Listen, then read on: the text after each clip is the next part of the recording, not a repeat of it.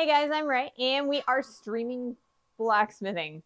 You know what? I totally forgot to change the board for our project today.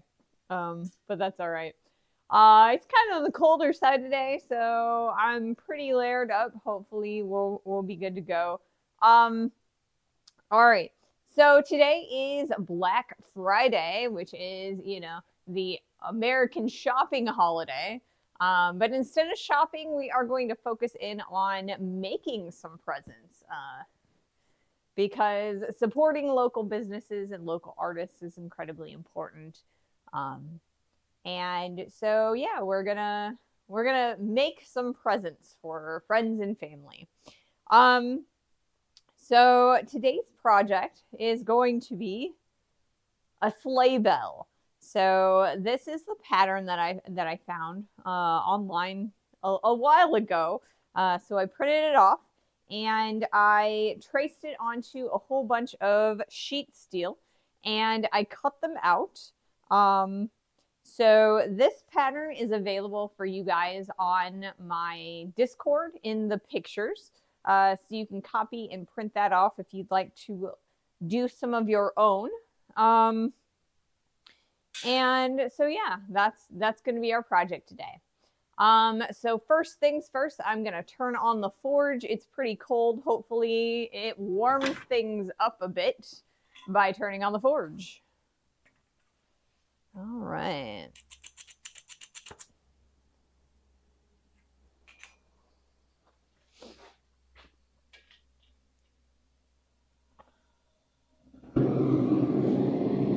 There we go.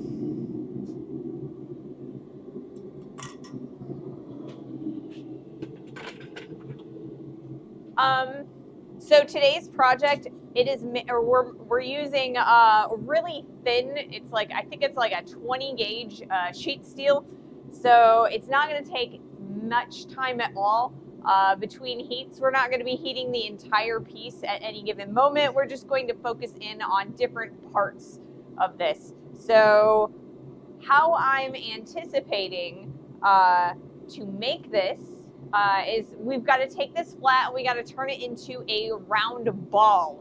So I have here my swage block and there are several different bowl dishes that we're going to be able to use. So the first thing that we're going to do is we are going to dish out the center and then we're going to heat up each of these petals on the edge and we're going to dish those out. And in the process, we're going to kind of round the whole thing out. So that's kind of the way that I'm anticipating this is going to go. Morning, Lexi. So hopefully it works out for us. We might struggle the first one. We might struggle for, all of them. I don't know. I haven't made this in quite a while, so we'll see. I've got the swage block, and over here I have this guy right here is a trailer hitch that I've modified so that it creates a nice domed surface. So between the two of these, we should be able to get some really nice rounds on this and turn this into a sleigh bell or a jingle bell or however you want to call that. The other thing that a jingle bell needs or a sleigh bell is a clacker. So I have these 1/4 inch rectangles or squares that I have cut out, and I've got 3 of these blanks, and so I've cut out 3 clackers. So once we get these almost closed, we're going to see if we can't stick one of these in there. Hopefully it'll stay in there. I might need to make these bigger. I'm not entirely sure. And then the last thing that we're going to do is we've got 2 holes in here. And I want eventually to put some ribbon through there. But in the meantime, we are going to be using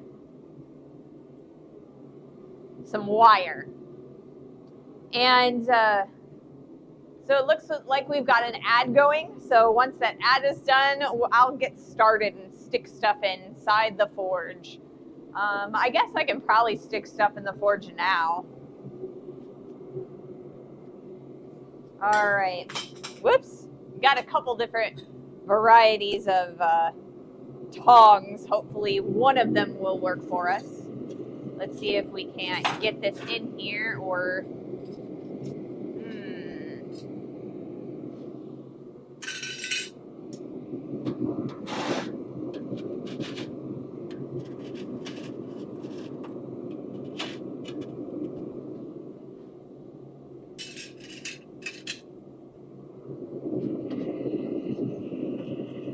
There we go. That's better.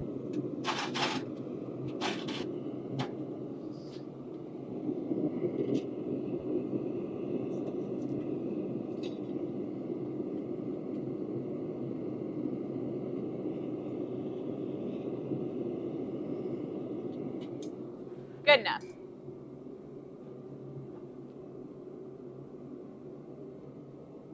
So, hey, I'm Jay. Welcome, welcome. It looks like the community is back and the ads are done. So, happy Friday. Happy Black Friday.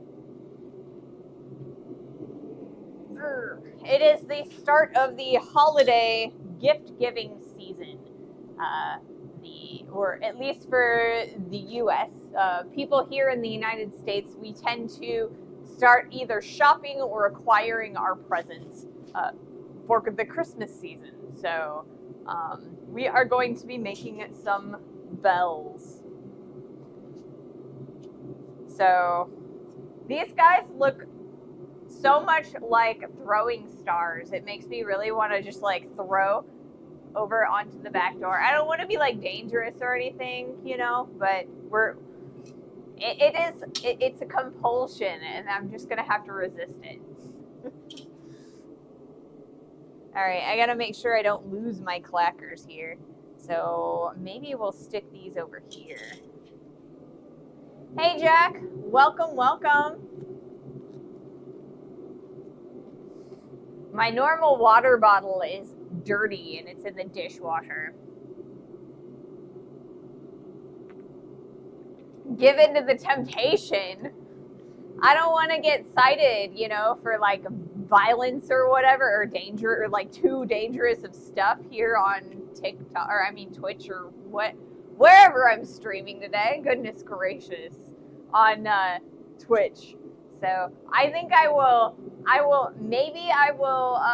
do some throwing on the throw stars, and you know, for the video for YouTube.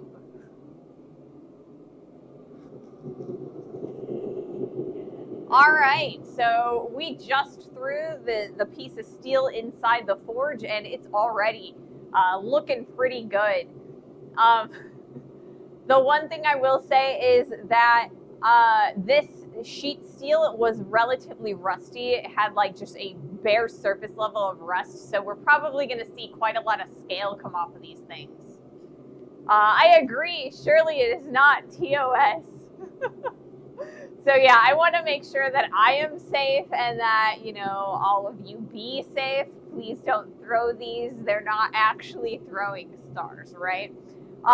Like I said, I do have this pattern on my Discord for you guys to copy and use in your own projects, in your own work. You could also, I believe these are blanks that you can acquire from some of the different blank like services where you can like order the blanks online. I just made these because I have a Beverly shear. They're not quite as precise as like the laser cut ones or the punched ones that you can order, but they are probably a little bit on the bigger side. The pattern that I did for you guys, or that I sent to you guys, is 100%, and this is 200%. I blew this up double size because I wanted to make some larger sleigh bells. I may end up regretting this later, but you never know, right? Jack says, I haven't been safe yet, and I'm not starting now. All right, well, as long as you're not going to blame me for not being safe, right? All right. So I have the swage block here. We're gonna start with this big dish here. And we've got several other dishes that we can kind of shape this with, and hopefully somehow we're going to be able to make this round, like a ball shape. We'll see if we can't make sure that the holes in the sides are small enough that our clackers won't fall out. Yeah. This should be a fun project. I'm hoping it's a fun project. So I've got my scroll tongs and I've got my universal tongs. These have been working pretty well for picking up flat sheet. And these will be great when we are going into like roll everything into that bell shape. Evening sandwich, hello. I'm gonna take a look at my camera real fast. Make sure that everything is in focus. I've got some crazy depth going on, so let's see if we can do this. Okie doke. I think we're gonna try our first heat, guys. Wish me luck.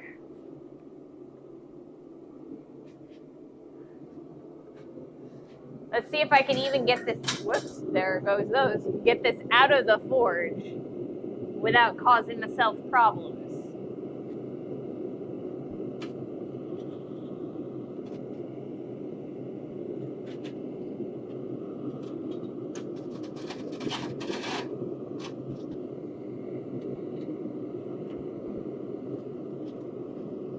All right, there we go. We're gonna start by sinking this in this large bowl.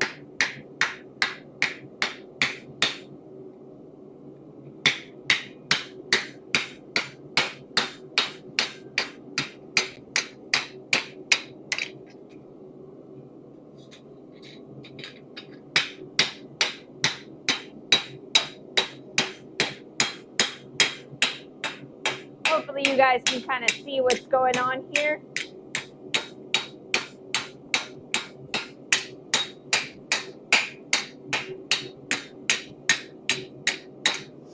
So we've got a nice round starting to go in there.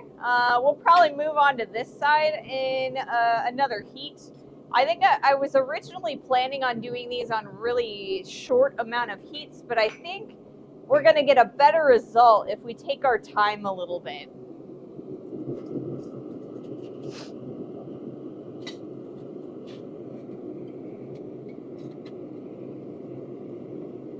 Hopefully we can get this thing inside here without causing ourselves too many problems. There we go.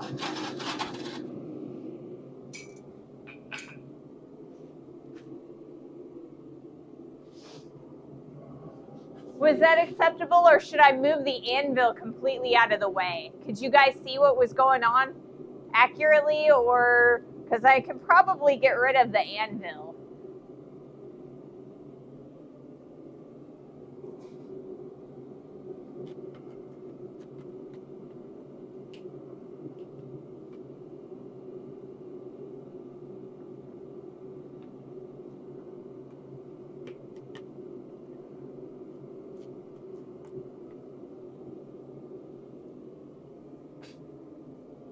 So we are using the ball peen hammer, the ball of the ball peen hammer, to kind of match a little bit the dish that I am currently using. Maybe I will get rid of the anvil.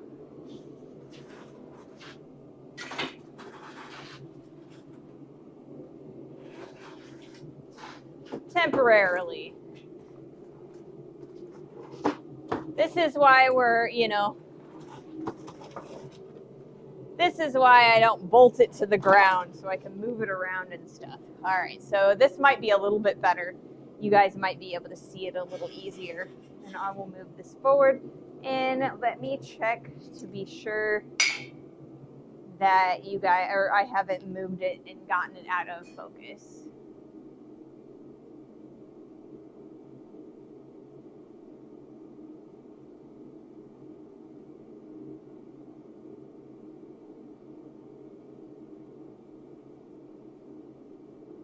That should be good.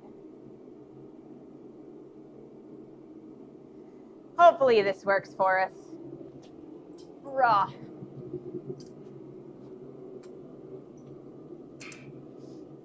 And I'll probably put that over there. So now you guys should be able to see the top of the swage block a little bit easier. Hopefully. Fingers crossed. Okay. Looks like we're doing pretty good. Let's try another heat. We'll see what we can get.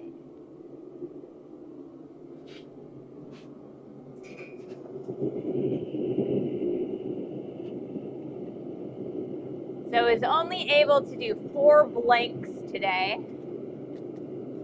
So hopefully we do, or that's enough to fill the stream.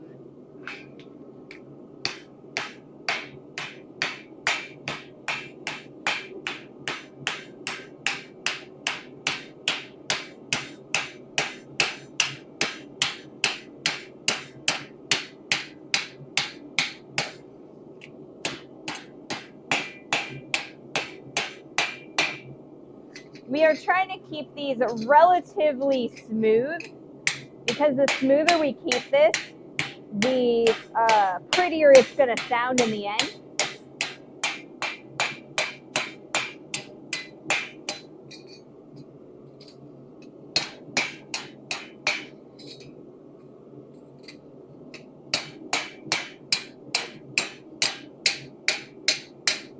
All right. So we've got a nice round going there. I think the next thing that I'm going to do is we're going to move over to the post vise, and I'm going to try and round that out just a little bit better. Then we're going to come back over here and we're going to start using this spoon dish on each of the petals, I think.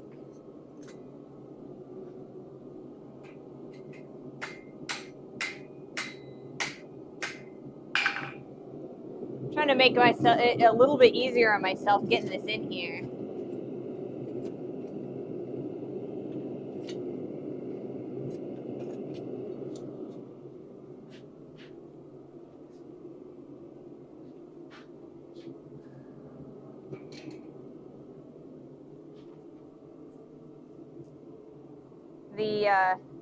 It's a little bit surface rusty, but I think it'll be all right.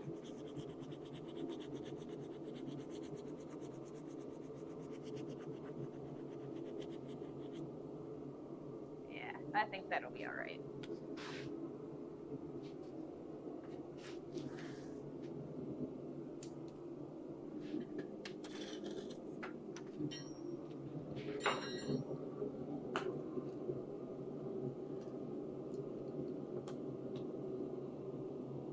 You guys were talking about getting discs stuck, and this disc is certainly stuck on here.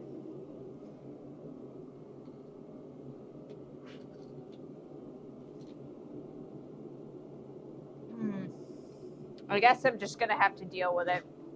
I'll get it later.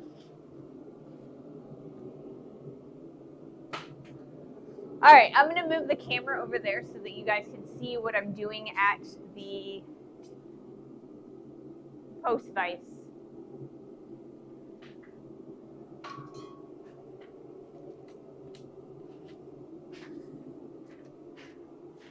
I hate when that happens.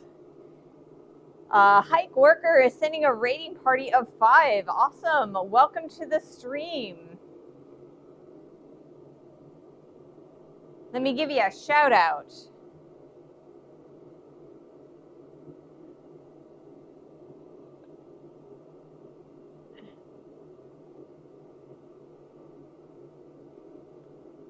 Thank you so much for joining us. Today we are working on, hi, my name is Ray. I am a blacksmith. Today, I know I'm not in the screen or anything right now, but I'm kind of readjusting my camera setup because I am moving from the anvil or the swage block I have there over to my post vise, which has the ball, and that's the ball, and that's what we're going to be using next as our anvil. It's a little bit rusty on the top, but it should be all right. So today we are making sleigh bells. So welcome, welcome.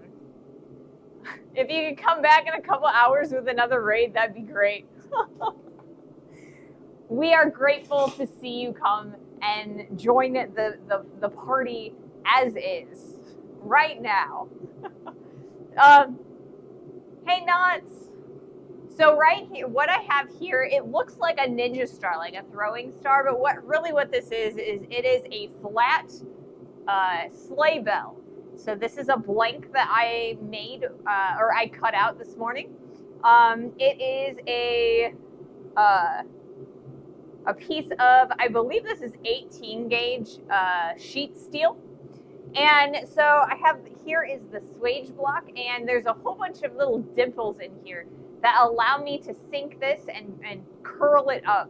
And over here on the post vise, I have a trailer hitch, and this is specially modified so that there's no corners or anything on that. And so between the swage block and the trailer hitch, we are going to turn this flat sheet, or the flat sheet that's actually in the forge right now, into a round ball.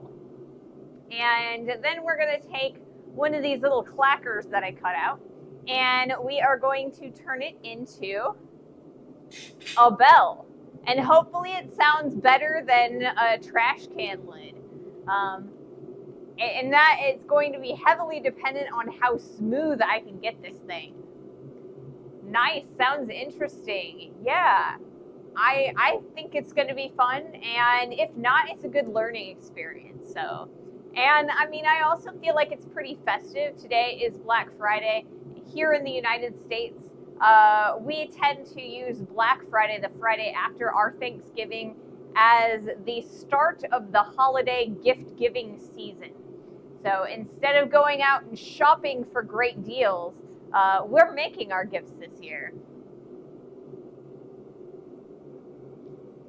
See, yet another argument for having 7 cheapo grinders, 8 scoops of borax, 5 gilded scrolls, 4 pairs of tongs, 3 post vise, and a partridge in a pear tree, right?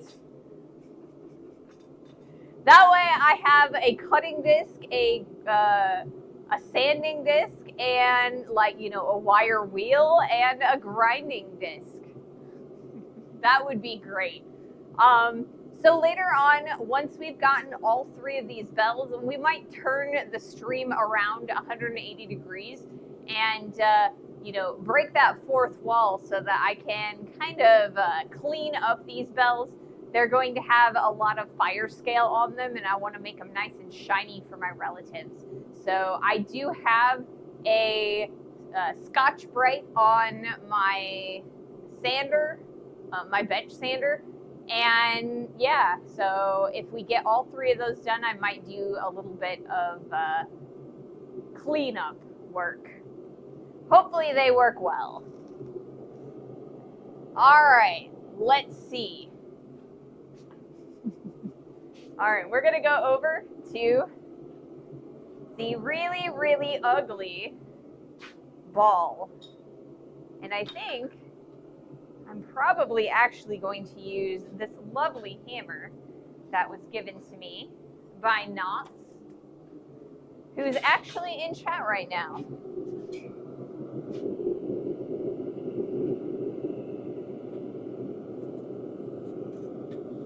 All right.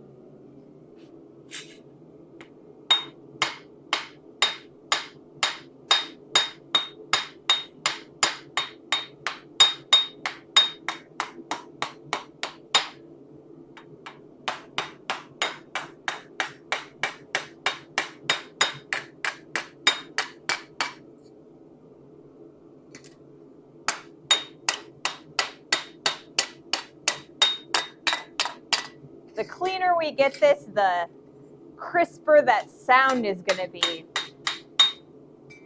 So, seeing what I can do here.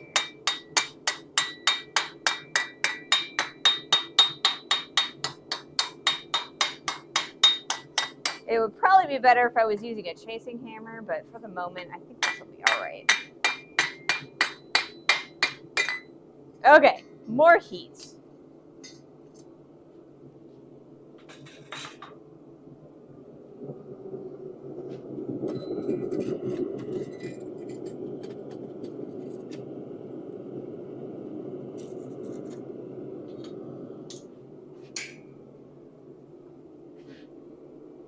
Hey, holy zoinks. Yeah, John and I only remember Roy's line from that song. It's been a couple years since we sang the 12 Days of Blacksmith Christmas, right? I'm going to move the camera again, because we're going to go back to the swage block. That didn't work quite as well as I thought it would, so we're probably just going to go back to the swage block for a little bit. And we're going to hope that we can get some good work in.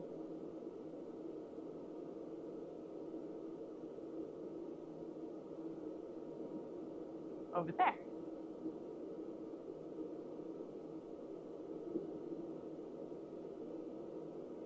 Okay.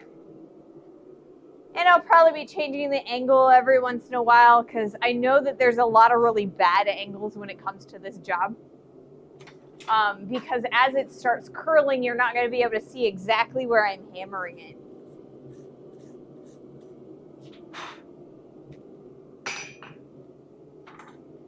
So I'm gonna try and change the angle quite a bit so that you guys can see from a lot of different angles, and then kind of put together what's happening as I move the camera around.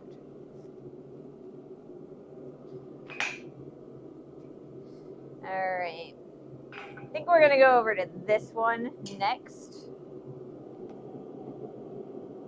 See how well that happens, or how well that works. There is a bundle of wire there.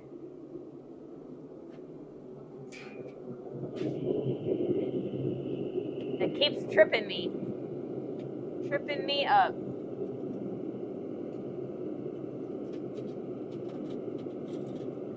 There it goes.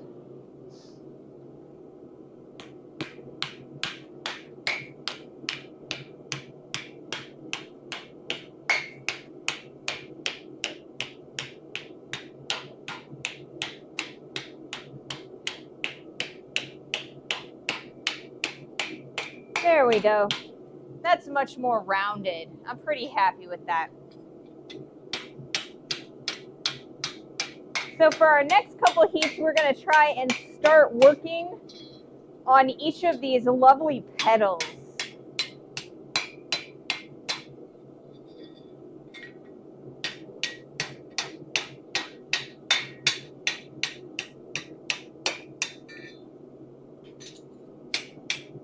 Kind of close it up a bit.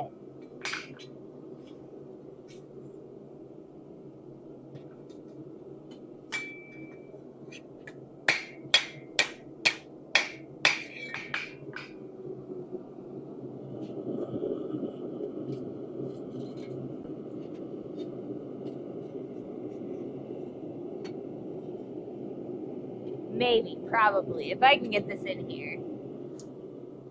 See, this works so much better with a coal forge, guys. But it is way too cold for my coal forge today.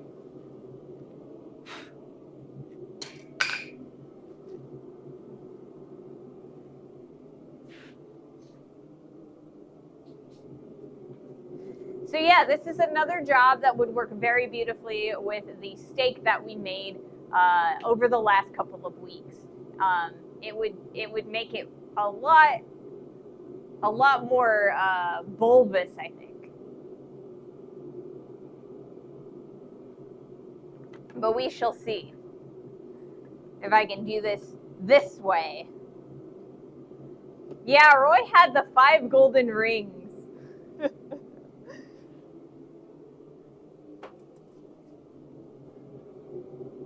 5 golden rings, 4 calling birds, 3 French hens, and 2 turtle doves, and a partridge in a pear tree.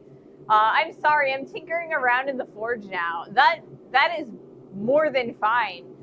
Yeah, I mean, I know that, you know, people have things that they want to do, and especially on a day off from work. A lot of people here in the United States have the day off of work today because, you know, the holiday was yesterday, and a lot of people get an extra day so that they can, you know, have that 4 days off in a row, you know, that holiday celebration.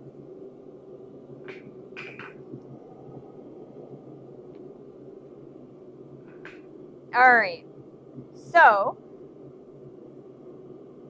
let's see how well this goes.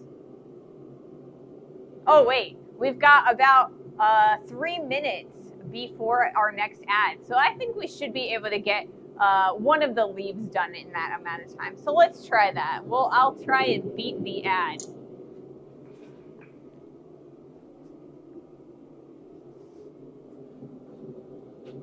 You guys see this one? Yes, you can. Cool. Just making sure you can see what I'm up to. All right, so we're gonna come over here.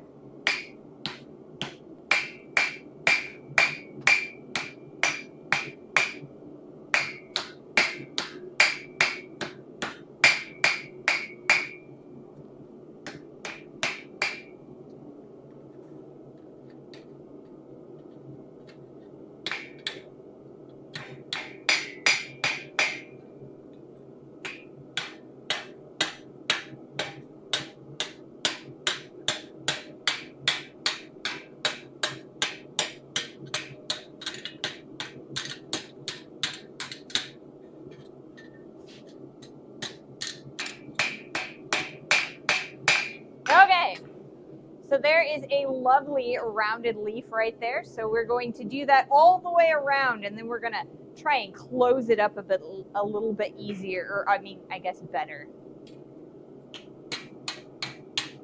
As we go.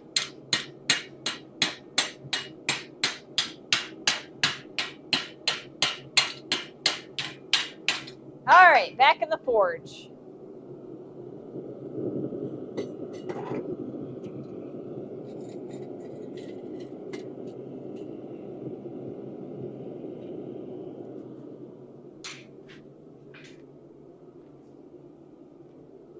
And yay, I was able to beat the ad. That's exciting. I don't think I like this water bottle as well as my regular ones. I kind of have to, with my regular water bottles, it's just like a button or like a little, I don't know, I just push the lever. This one I have to unscrew it every time. I don't know how I like this.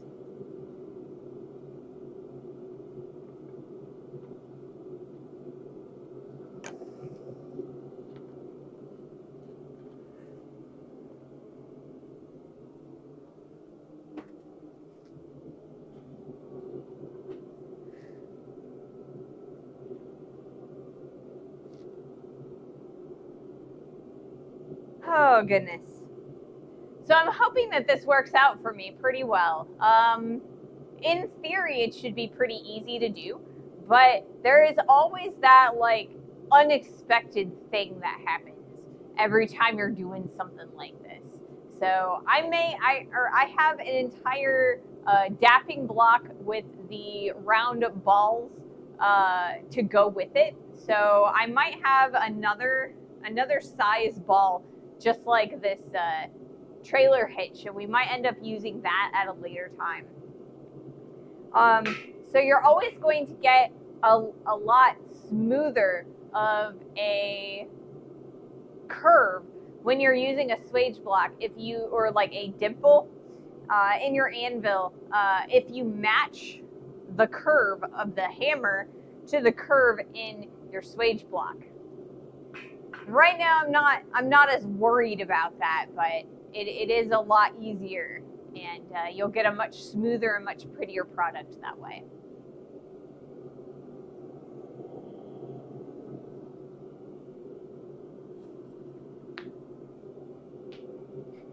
So it looks like we are in the middle of an ad break. Once that ad is up, we'll start another heat. The worst part about swage blocks is all of the scale just collects in the bottom. And if you don't get rid of it, then you end up stamping it into your piece of steel. And you got to be really careful about that. So I'm going to do my best to be a little bit careful about that.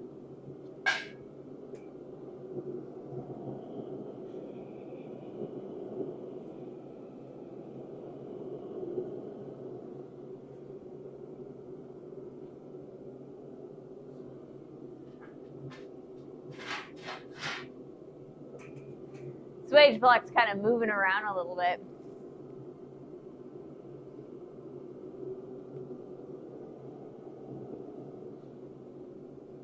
All right, so we are back from the ad. So I'm going to try another one. Let's see about doing another pedal. If I can manage to get it out of here.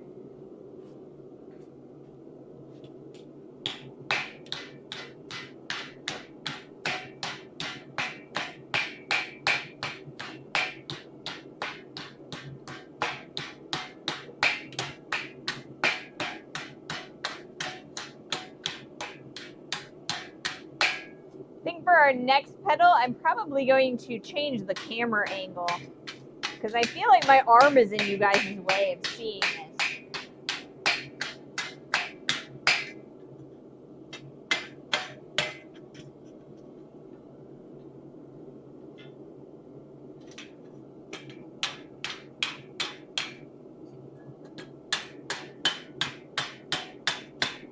Kind of got a backwards grip going on right now with our tongs, and a lot of times when you're working with sheet, that's kind of the direction that things go.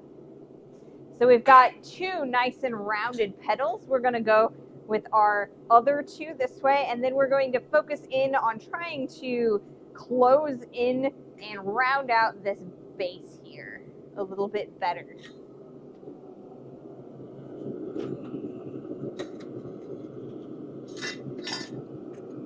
Maybe, probably, if I can get the steel inside this forge.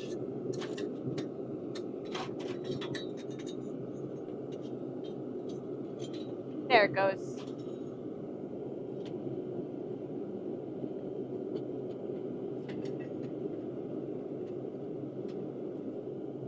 There we go. I totally think that I forgot to record or change my camera view anyway. Goodness gracious.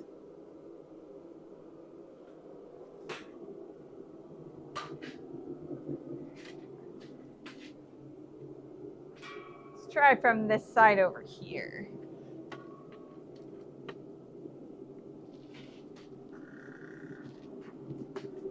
See how well this works. Maybe, maybe not.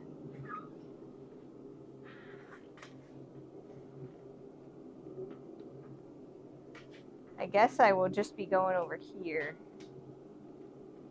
Yeah, that'll work.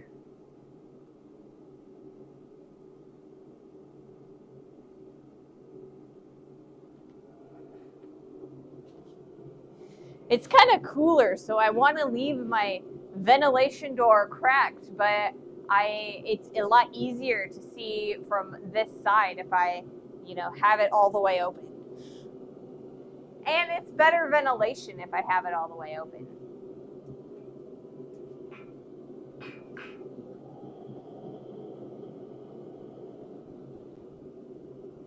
So how was you guys' Thanksgiving? We didn't do a lot. I mean, we ate some food. We had some roast and some mashed potatoes. And we kind of relaxed a bit.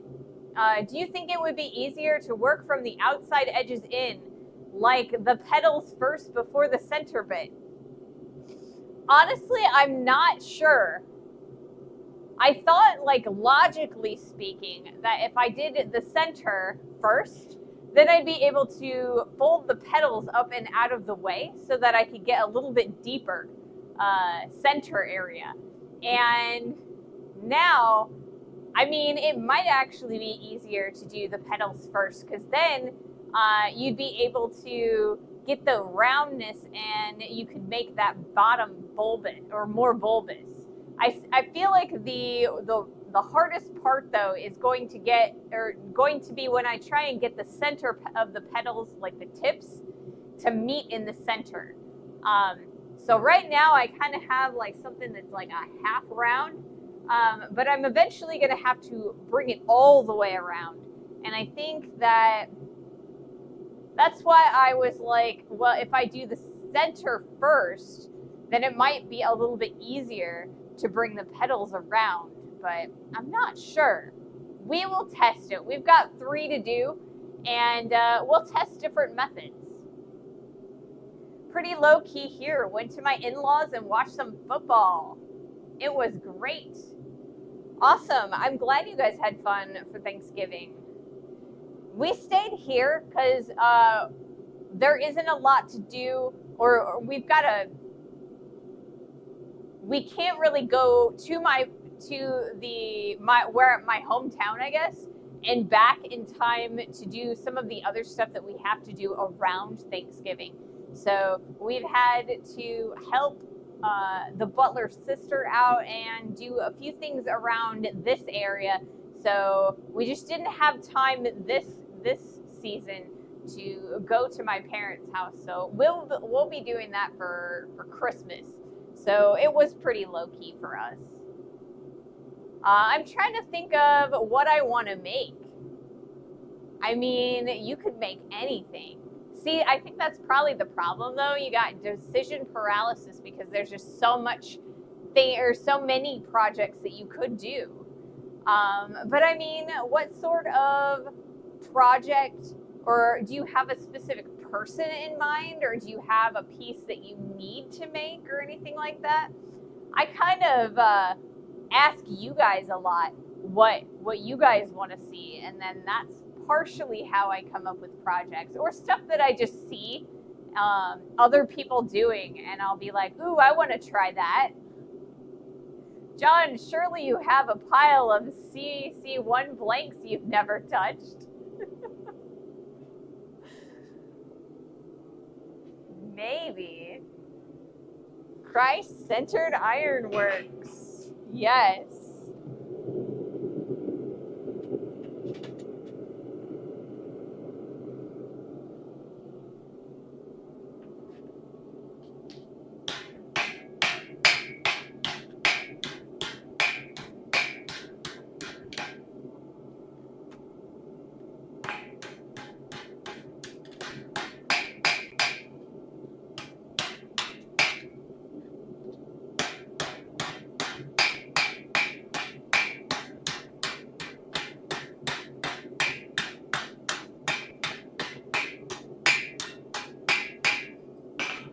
All right, now we've got 3 out of our petals done. So let's work on this last one, and then we'll see what we have left to do to kind of bring these tips around so that they're touching or closer to touching.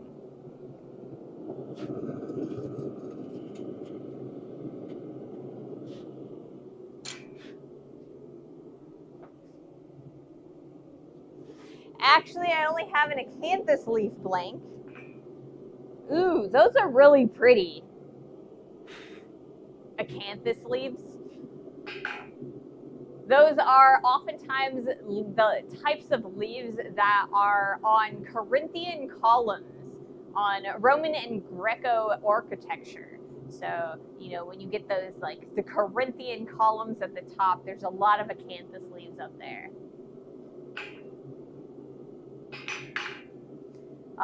Some of the other flower blanks I got from another guy this year. Roy wasn't at Quad State.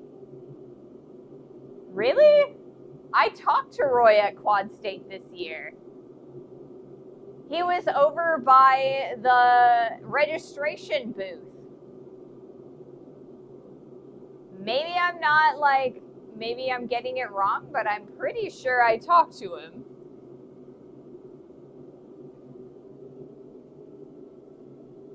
Thomas always tosses in free goodies when he ships. My last order I never opened. I packed it straight into the crate and still waiting. Oh, Roy wasn't there last year. Okay, that makes sense. They use them a lot in French Baroque ironwork. Yeah, I thought I had talked to him. Am I reading it wrong? I must have read it wrong. Maybe he wasn't there last year and he was there this year. So I did talk to him this year, so I guess you guys were talking about last year. I was confused for a second. I must have missed part of what you guys were talking about. But yeah, I'm pretty sure you can get these sleigh bell blanks from Christ-Centered Ironworks. I was parked across from him this year. You're not going crazy. I mean, I thought, you guys told me that it was Roy, and I mean, Roy himself told me it was Roy, so, But, sometimes I have been known to go a little bit crazy, so, and kind of, like, forget things, so, I am liable to be wrong about things, so, But yeah, maybe it was one massive prank. I mean, maybe everybody was just lying to me now. I'm sure. But yeah, I had a lot of fun at Quanstein. But yeah, Roy had brought so many blanks, and a lot of them were Christmas themed. So there was like holly and all kinds of different leaves and Santa and crosses and ornaments, all kinds of stuff. So I'm pretty sure you could order these blanks that are at least very similar to the ones that I'm using today. All right, we're gonna attempt this last leaf. I'm gonna call it a leaf, even though it's probably not really a leaf. And then you guys will have to wish me luck to see if I can't get this thing to like actually work, come together in the end.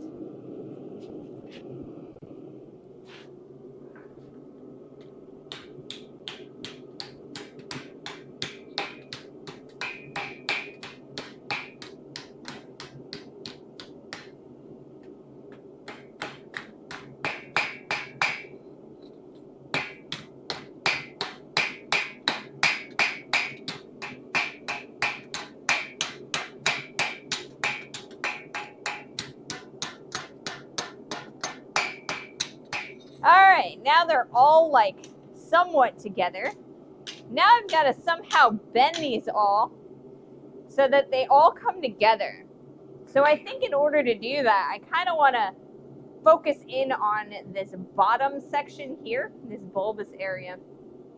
I did put some holes in here so that I can like fit some knot string, knot yarn, ribbon on the bottom here. And that might actually have been a huge mistake. We're going to see. We're going to try and make sure that we don't crack that center area. We'll see if I can't get this to come together in our next heat.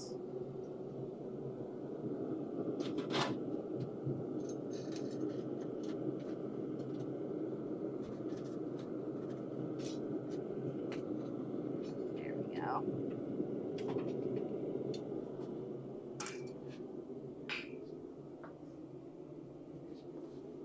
I invited a bunch of guys to do some smithing at my camp and then wandered off to hang with Roy while everyone was tinkering in my camp. Right? Sometimes you just gotta do that, Blacksmithingblanks.com, hashtag not sponsored, right? I mean, Roy's a good guy, and he's got really high quality blanks, you know, and such a variety of them. And it's not just blanks. I mean, because he's got guillotine tools and like the several other like tool kits that you can put together. Like I think he's got that held hammer and several other things that are really, really cool. So while I'm not sponsored, you know, I will point and be like, hey, someone's got something great. Check it out, you know?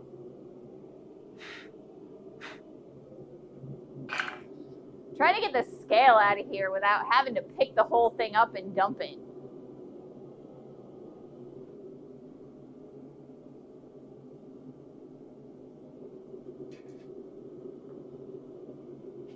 So yeah, these next few heats are going to be the challenging heats. We've rounded out the entirety of the blank. We've got a lot of concave motion. Now we have to turn it into, or from a flower or like a open roundness into a sphere, or as close to a sphere as possible. What's the temp in my hood? The forge? The temperature of the forge is close to 2,000 degrees Fahrenheit. It's probably up higher than that, you know, a couple hundred degrees higher than that. Usually it's about 22, 23. Because I have it open wider, it's probably closer to like 2,000. Someone with connections could probably get Roy to send you some blanks. I'm sure, you know. Like I said, we talked when I was at Quad State, and yeah, I was looking at some of the blanks. I couldn't decide any particular one to get, so I figured, you know, at some point maybe I'll order some or if I can come up with a good project that I want to do. But yeah, I would be all over doing some Christ-centered ironworks or, you know, blacksmithingblanks.com blanks. I would love to do that, you know. Supporting the blacksmith community all around is, you know, it's one of my main goals with our channel. Does the cold weather cause me to use more fuel? It doesn't necessarily cause me to use more fuel, but it does make me, or it does cool off the material a lot quicker, so I don't get to work as long. So, you know, the time that I take the material out into the time that I put it back in the forge, it's a lot less in the winter than it is in the summer. But I mean, as the tools, like, because, you know, in the wintertime, my tools and my anvils and things, they get cold. And as they start warming up, I get longer and longer to work. But the air cools things as I move between areas. So, I mean, yeah, it takes a lot more heat in the winter than it does in the summer. But, you know, it's overall, it's not too bad, if that makes sense. All right.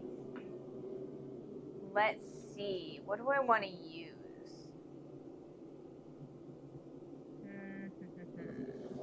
Do I want to use this one or do I want to use this one? I'm not sure.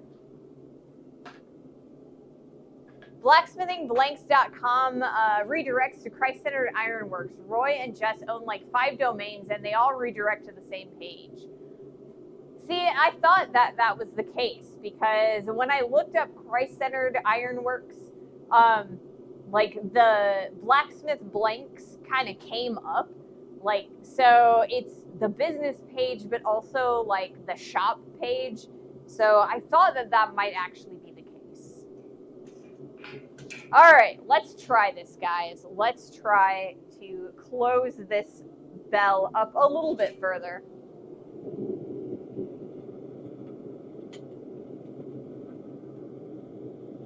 Oh, it's wedged in there nicely.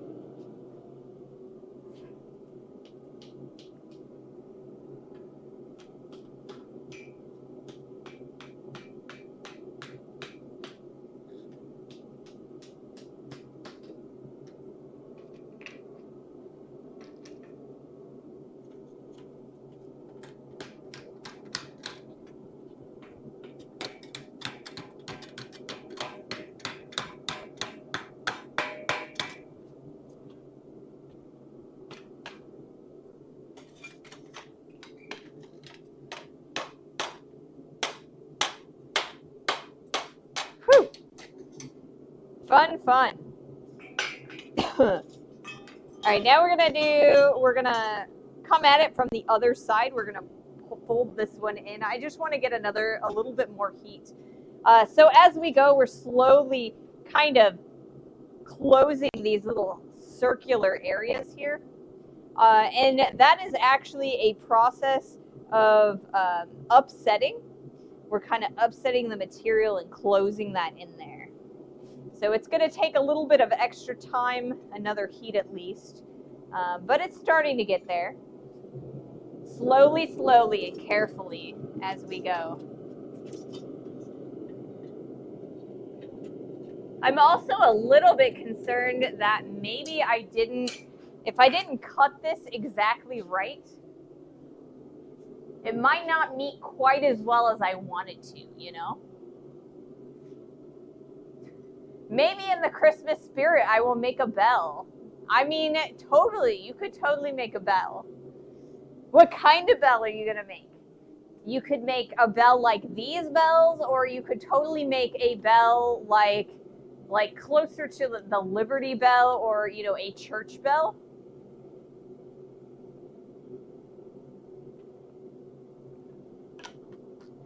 There's a lot of different things you could do, you know, with bells as the theme.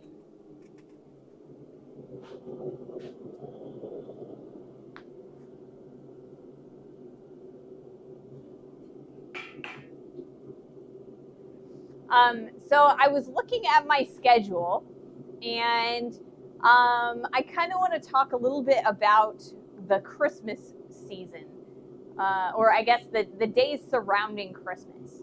So it's looking like Christmas is on a Thursday, which means Wednesday, which would be our normal streaming day, is going to be Christmas Eve. A lot of years, my family does our Christmas on Christmas Eve. So I'm thinking that we are definitely going to stream the Monday before Christmas, but I'll probably cancel stream for Christmas Eve and the day after Christmas so that I'm able to travel and get all of the family obligations out of the way. So I will be back for the week after Christmas. We're going to be streaming the Monday, Tuesday, the Monday, Wednesday, and Friday of the week of New Year's. So I will be taking the 24th and the 26th off of streaming. I will still have videos on YouTube for you guys to take a look at, but I'm just not going to be live that week, except for that Monday. So I hope that's all right. But, you know, I have some familial obligations that I got to do. And then there's also, you know, I want to take a little bit of a break, you know, rest up and get ready for the new year. So like I said, the 24th and the 26th of December, I will not be streaming. Just curious, because I'm in Oz. What time do you stream Eastern? I normally stream at 2:30 p.m. Eastern. I'm in Central because I'm like on the border of Illinois and Missouri. So for me, it is 7:30. Goodness, where did that come from? 1:30. So for me, it's 1:30, but it's easier to tell people in Eastern or Pacific. So Eastern, it's 2:30 p.m. Eastern, and then Pacific, it's like 11 a.m. Pacific.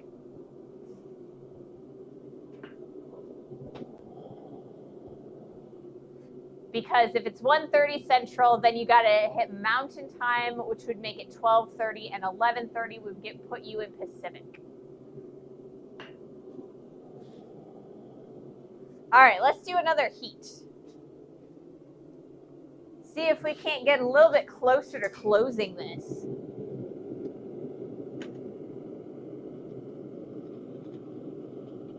This bell.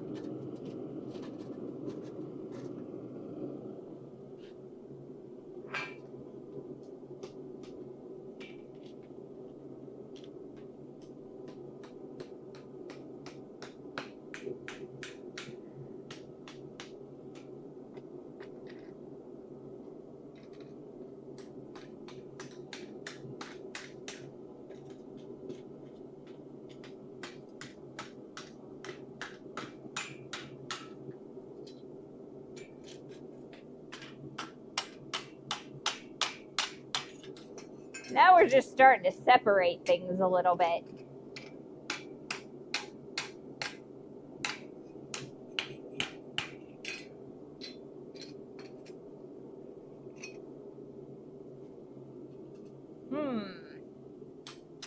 Challenge. We do like a challenge. A good challenge is awesome.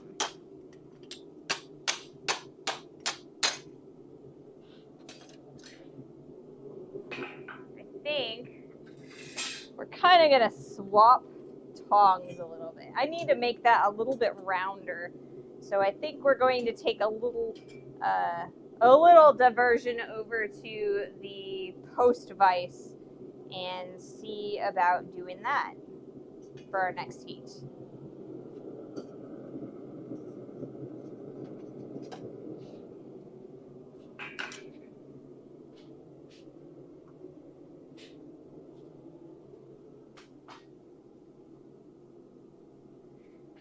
See, I knew this would be a little bit of a challenge, and we'd have to work through it. So that's exactly what we're going to do. We're going to work through the challenge, figure out the best way to go about this,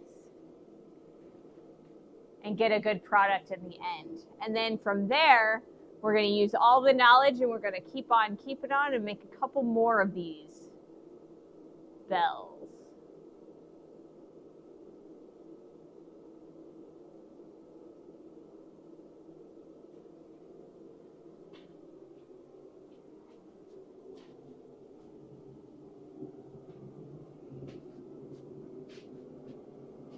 So we've got an ad starting in about a minute and a half.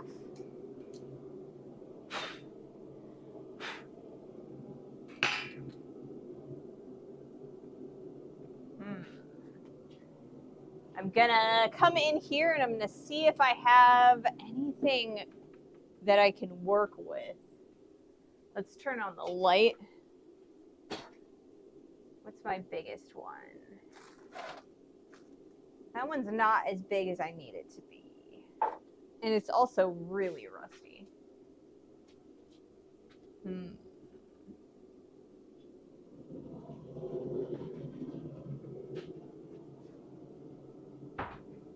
Not what I'm looking for. I won an Andrew Larson straight pane year before last. That's exciting.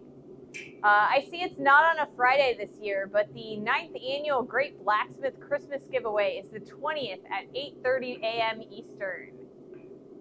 Ooh. So is that the 20th of December then? It'd be cool to sign up for it. An Andrew Larson straight peen. Sounds really cool. I would love to get a straight peen hammer. I would love a diagonal peen hammer. For whatever reason, I just feel like a diagonal peen would help me because I tend to do like a lot of hammering diagonally, just so that I don't have to smack my knuckles on the horn of the anvil. Yes. Okay, cool. It's Roy's monthly live stream. Oh, okay. Cool. Like I said, I will be streaming on that Monday, like the Monday before Christmas. That would be the 22nd. So the 21st would be that Sunday, and the 20th would be a Saturday, it looks like. So if I'm around, I'll totally take a look, and I will watch that stream.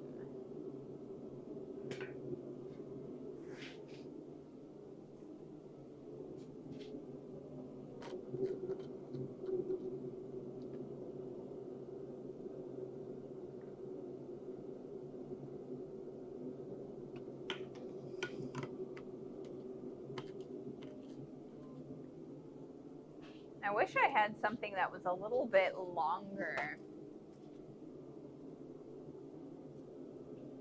A little bit easier to work with.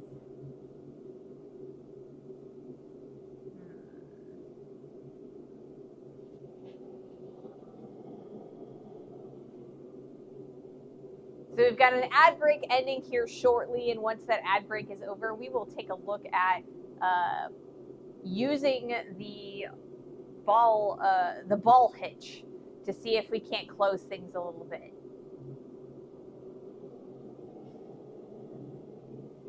I feel like I need something a little bit longer than the ball hitch that I've got, but I don't know that I have anything that I think will work.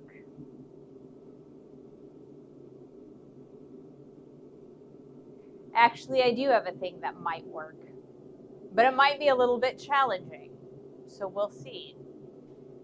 All right, let's try this and see how well it works, and then I will try my long shot.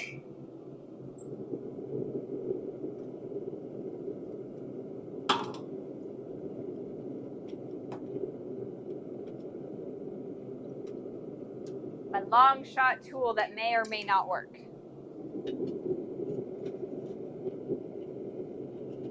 Let's see if I can get the steel out of here. It would make me a happy camper if I could.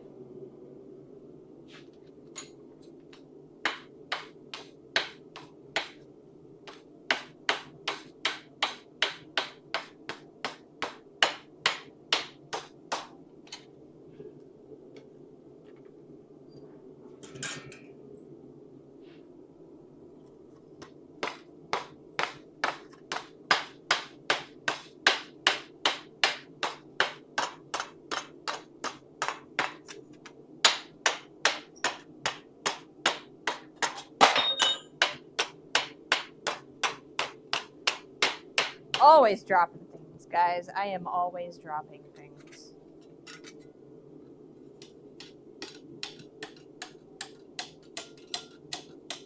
Whew. Scale everywhere.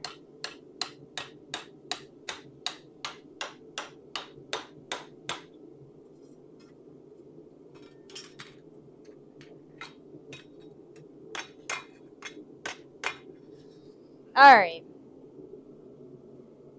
That did not work the way I wanted it to. We haven't really rounded that out quite as well as I need it to be. So we're going to come back over to the swage block for our next heat. Let's see. I have a couple of things that I can probably try. And I think it should work pretty well.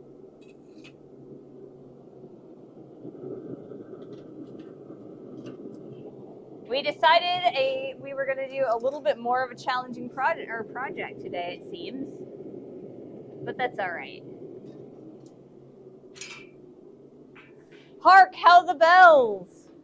They seem to be doing they're a little more challenging than I originally anticipated. But, I mean, that's all right.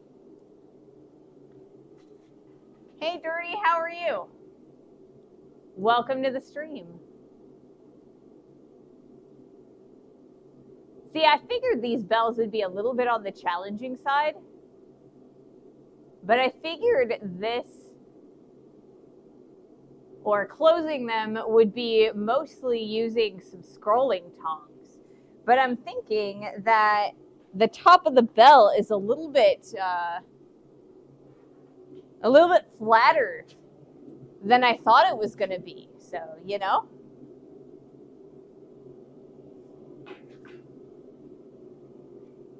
So we've got lots of blacksmiths here today. It is a regular blacksmith meetup. That is awesome. I love when blacksmiths come and, you know, join, because then we can all fellowship and talk and give each other advice and ideas and things.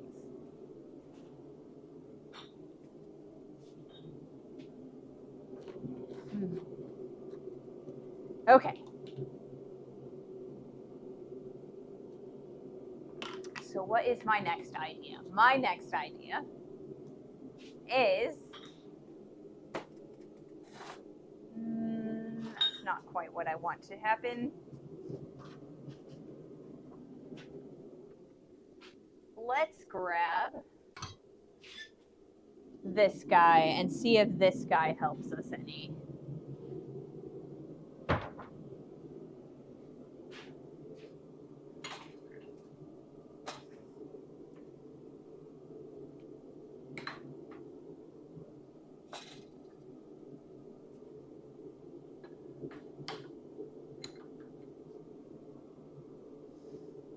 All right. So this guy right here is, normally it actually sits at a 90-degree angle from where it is right now. This is a raising stake, and so we just made one of these. The reason I'm not using the one we made is because I haven't even cleaned it up yet. But in theory, we should be able to kind of round out this bell a little bit easier over there if we need to. So we shall see how well that goes. I will be trying one more thing here on the swage block first, and then we'll move over and see if we can't fix it over there. If it doesn't come together like I want it to.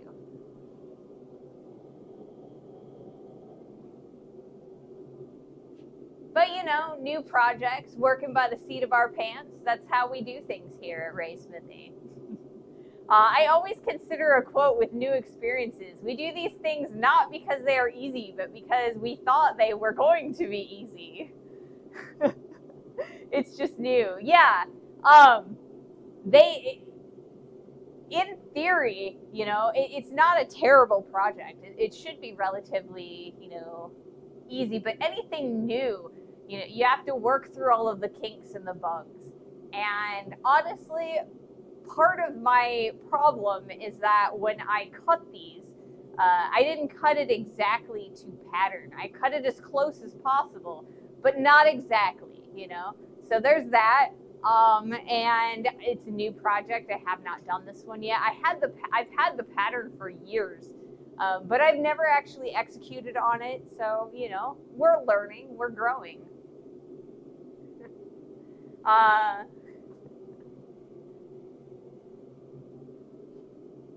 But yeah, and we're having fun regardless, I did actually cut myself 3 blanks so we could make 3 of these bells, but if we're only able to get 1 done, then we're only able to get 1.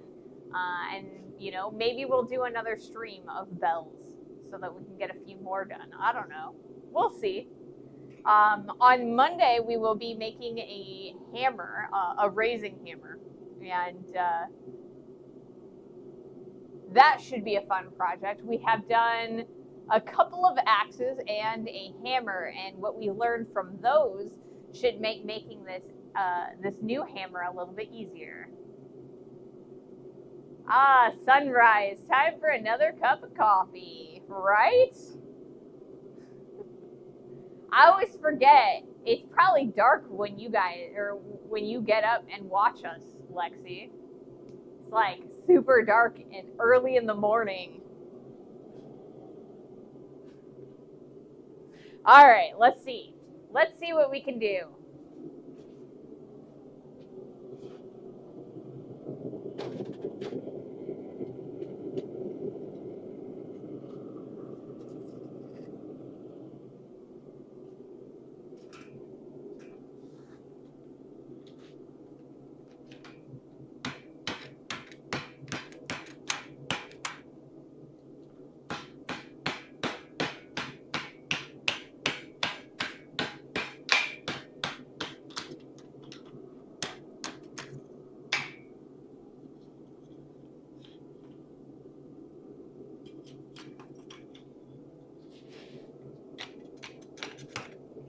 Much more better.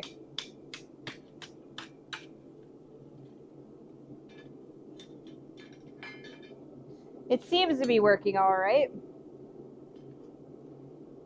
Kind of the way I want it to.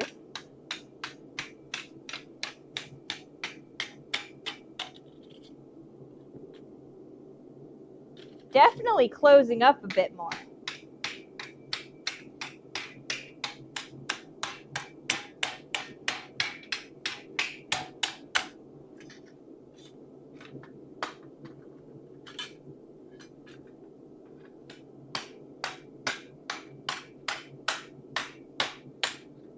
All right, let's grab a little bit more heat. But check that out, guys.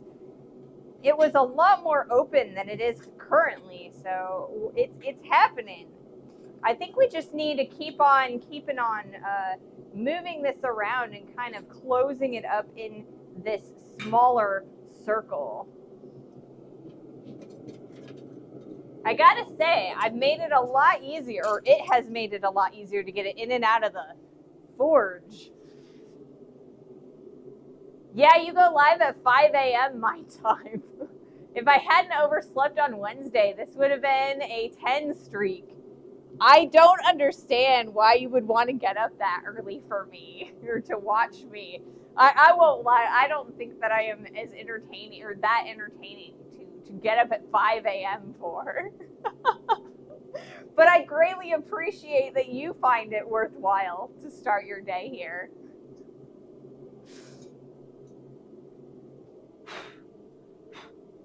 Got a lot of scale coming off of this because we've got sheet. The skinnier, or I guess the thinner sheet is, the more scale tends to form on the surface of it. So we've got a lot to clean up out of the little divots that seem to collect it. But, you know, it's not too bad. We're not losing that much steel. And we are building up our surface by upsetting it back in on itself like we're doing right now. For me, it's a Vierben stream. You'll have to let me know what that means. Vierben.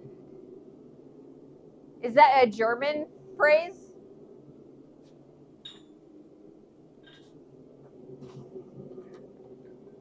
See, I've always felt like I'm more of a, you know, a second monitor stream. So you do something and you're like actually, you know, working or, you know, doing something on your main screen. And then you're kind of like watching me a little bit on the side, you know?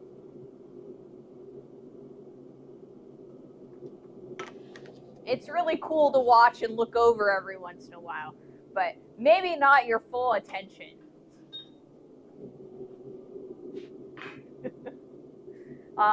It's when everyone here gets up for work and I see them off and I'm about to get right to work status here, so I need to be used to getting up again.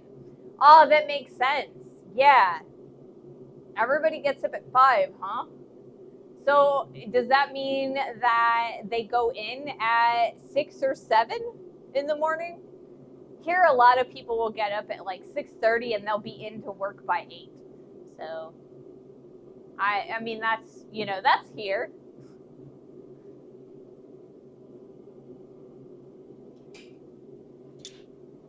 I'm gonna move this over there.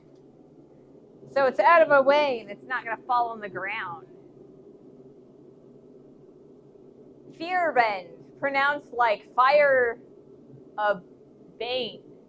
Okay, means celebrating evening. It means the time after work when you have to leave the office. Colleagues will wish you a nice fire event. Oh, okay. So like a good evening. So you watch me at night. See, I figured it was relatively late for you, Sandwich. Because, like, you know, I feel like in Europe it's prime time when I stream. It's pretty early in the afternoon for people here in the United States. And then clearly in Australia, it's like super early in the morning. All right, let's do another heat. You start at 8:30 p.m. for me. Yes, it is 5 o'clock somewhere. See, I stream at this time because it's convenient for me, you know?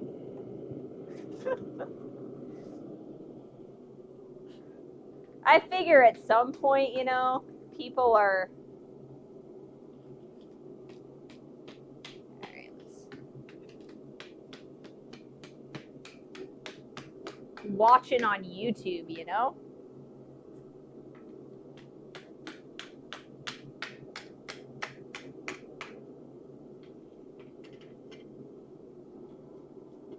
All right, we're getting there. We're getting close.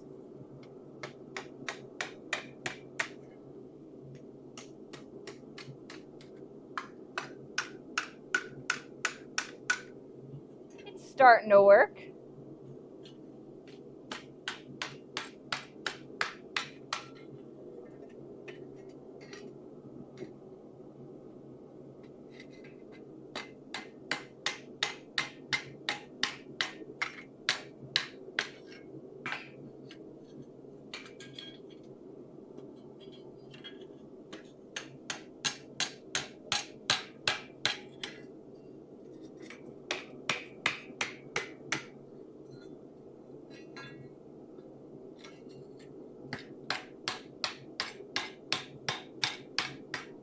Slowly, slowly.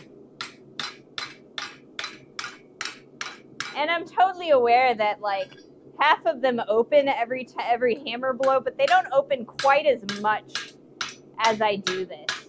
We are slowly, slowly upsetting this into more of a round, right? So I think the next thing I want to do is I have a couple of, or I have a doming block, and I have a couple of round punches that I might try.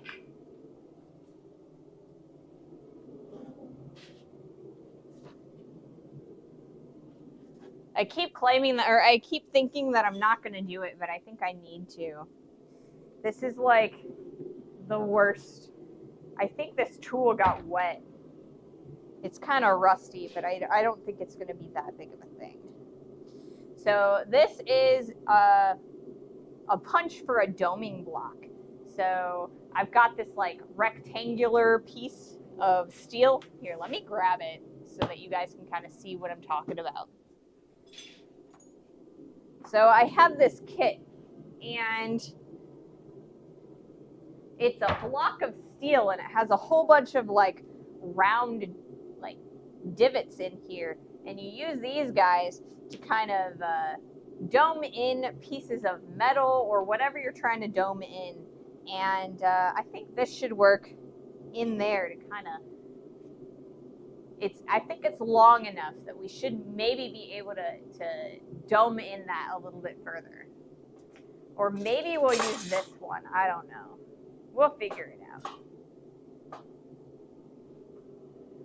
I have a feeling that this thin stuff is actually more difficult to get into a specific shape, even with the thicker stuff you usually work with. It is. It kind of is, actually.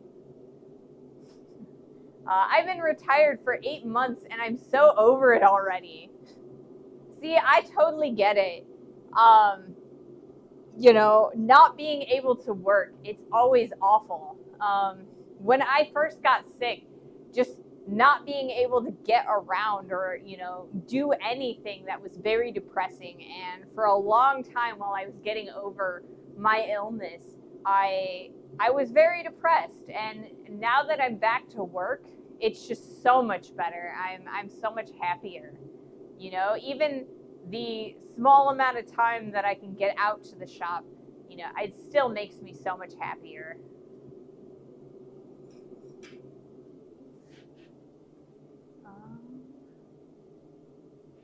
Yeah.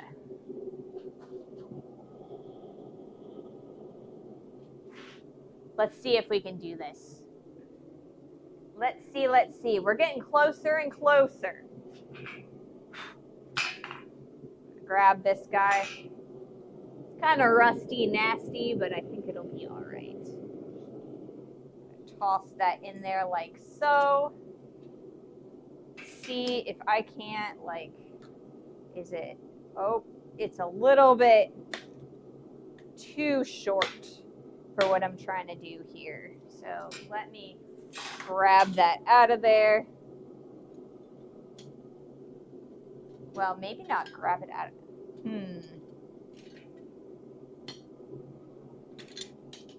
Yeah, we're going to grab it out of there, and I'm going to grab another set of tongs. A different set of tongs, guys. I know. I'm changing tongs every 3 seconds, but that's all right. We're learning. So far, not too bad. A little bit further, we got to dome out. This is a little bit flat. So I think using this is going to be the key, but holding on to it while I'm hammering it, that's the problem I got to work out this time.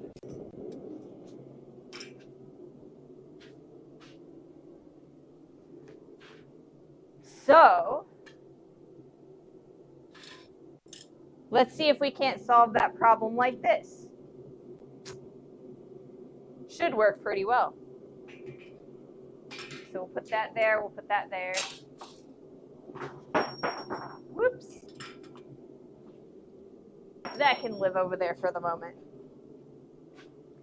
But yeah, this sheet is a little bit harder to work with because it moves a lot. Even at cold, the sheet will end up moving a lot, and it moves a lot less than a lot of the sheet material that I'm used to working with. There is a lot more movement that you can get out of non-ferrous material, so like copper, brass, bronze, sterling silver. They'll move a lot easier and a lot freer than steel will. So I'm kind of trying to combine silversmithing and blacksmithing techniques to make this steel do something that it definitely does not want to do.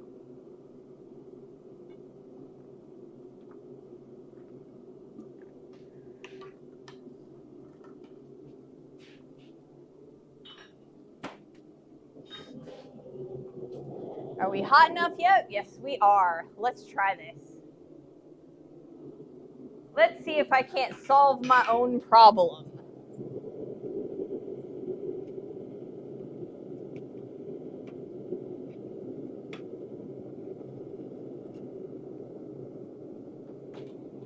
There it goes. There's that.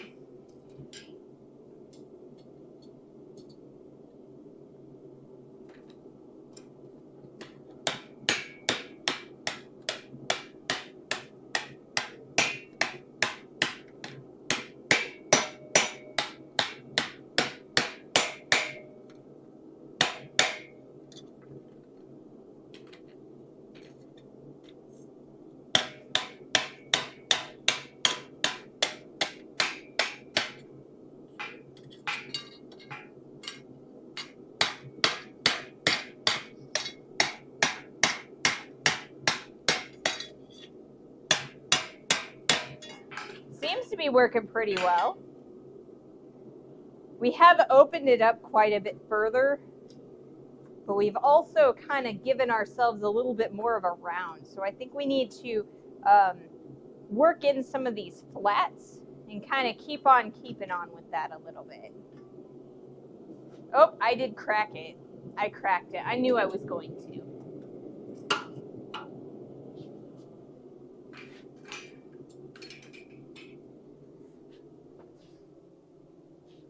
All right. So, note to self, use something thicker than 18 gauge sheet steel. So this process would be a lot easier with a lot more material, like a lot more thickness.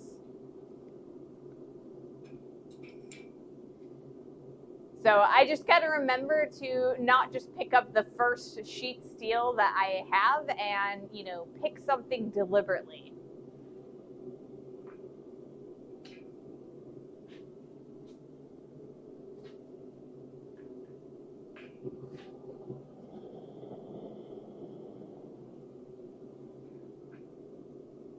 So it's slowly working. I'm going to get a bell out of this. It's just going to take some time, I think. As I said, it looks pretty difficult. It is. It's kind of difficult. However, I'm up for a good challenge, you know? I'm always up for a good challenge.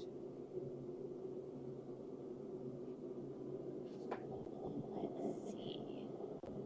All right, let's do another heat.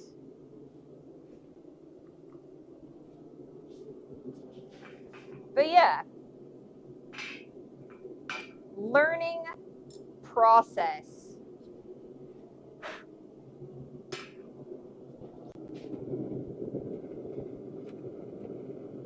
It's all a learning process.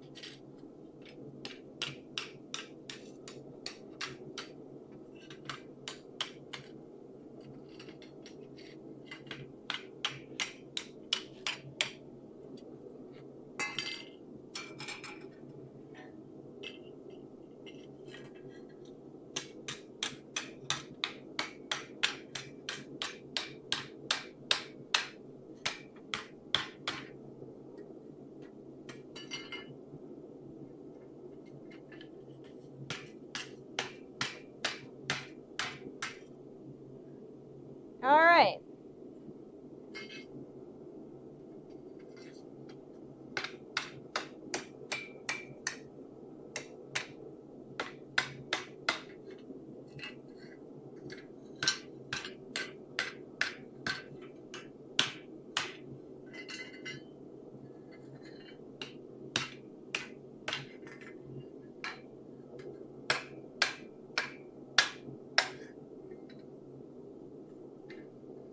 Better. Better, better. It's kind of flat though.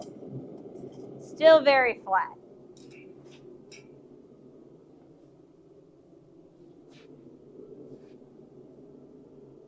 When this stuff is really hot, it seems a bit like you're trying to build something out of aluminum foil. It definitely has that feel to it. But I feel like aluminum foil is a little bit easier to shape exactly the way you want it to. Yeah, so it would be easier if I had more material that I could upset together. So I'm starting to get a little bit of ripping, and that is partially because I started this by sinking, and sinking is a thinning process. If I were to start over here with the same process or like a raising process, then we're going to be building up the material as opposed to thinning it. So I might, for the next one, I might try just using straight raising technique. I don't know. I haven't decided yet. Okay, out of stubborn aluminum foil. I mean, yes, definitely stubborn aluminum foil. It's super thin. It's moving quite a lot, even while it's cold. So, you know, I asked for this because, you know, I use such thin material. Not the best idea, but, you know, you live and learn, right? I was hoping that by using thin material, it would take a lot less time. And then I also was hoping that I could get it, a little bit,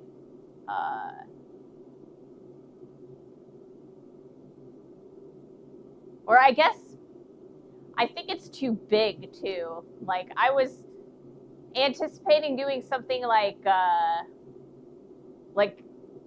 bigger than a golf ball, but smaller than a softball or like a baseball. So I don't know. It's working, it's not working. There's, you know, I'm learning.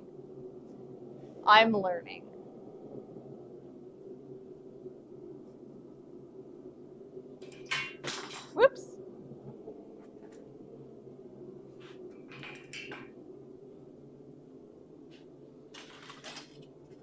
So I've got 3 more blanks.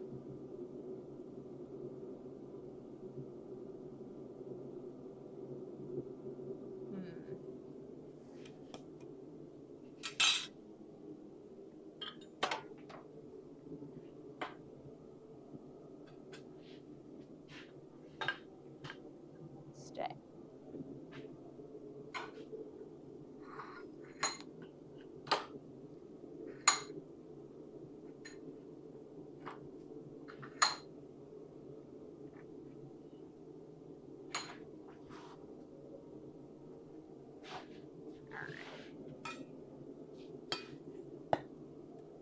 Should work pretty well. I think I might do it that way. All right.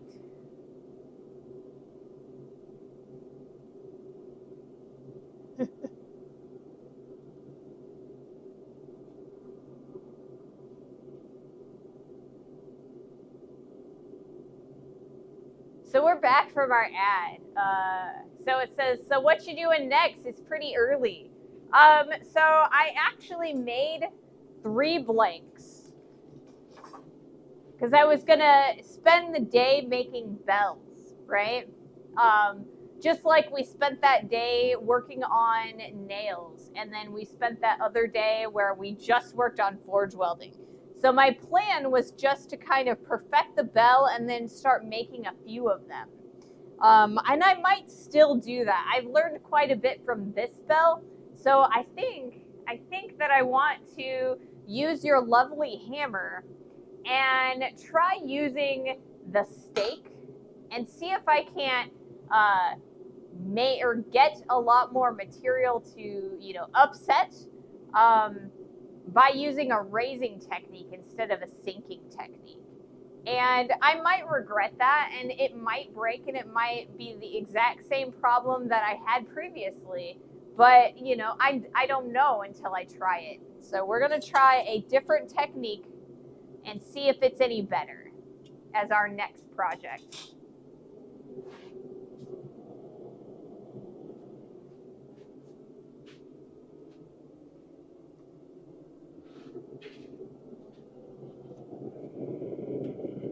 Let's see if I can do it.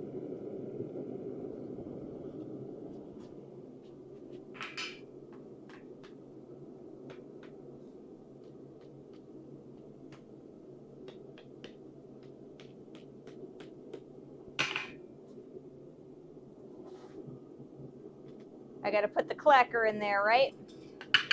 See if I can get it to go in there. There it goes.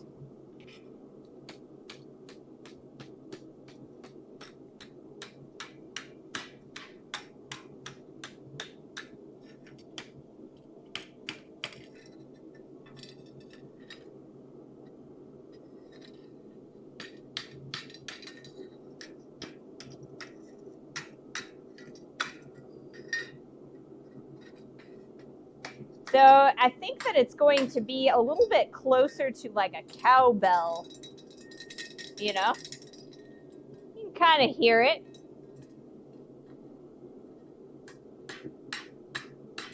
There's a little bit of cleanup that I can do with it. But we've got it nice and closed, and I think the clacker's going to stay in there.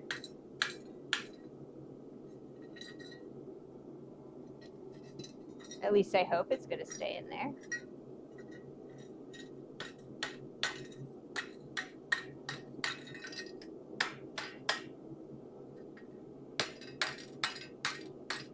There we go.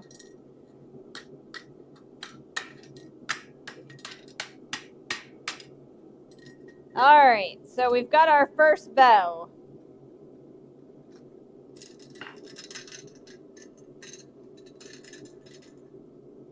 All right, so I'm going to put that over there. And then I'm going to put another piece. Oops. Make sure none of the petals are touching. Yeah, I'll probably do that when it's colder. What is that? There's some kind of weird nasty on that one that I didn't notice before.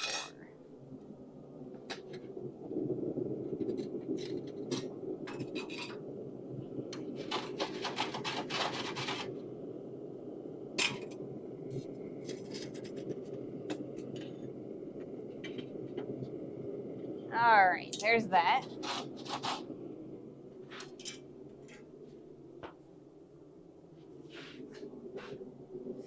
So yeah, I'll probably modify it a little bit after it's cold. That way none of the petals are touching and it kind of looks a little bit nicer. I've got a lot of cleanup on it. There's a lot of scale on the backside. We'll see. I'll show it to you guys on Monday or when we come back. I'll see what I can do to clean it up a little bit between now and then. Put the pedal to the metal. Exactly. Oh, we've got a little bit of... The propane's freezing a little bit, or it's starting to freeze. All right. So what was I going to do? I am going to put these away. Then I'm probably going to use these as my primary. This can be put away. I think I'm going to use this as my primary hammer. That can go over there. And I think, all right, where's my second and my third clacker? There's 2 clackers. Where's my last one? I lost it. All right, I'm gonna move the main camera over here so you guys can kind of see what I'm up to.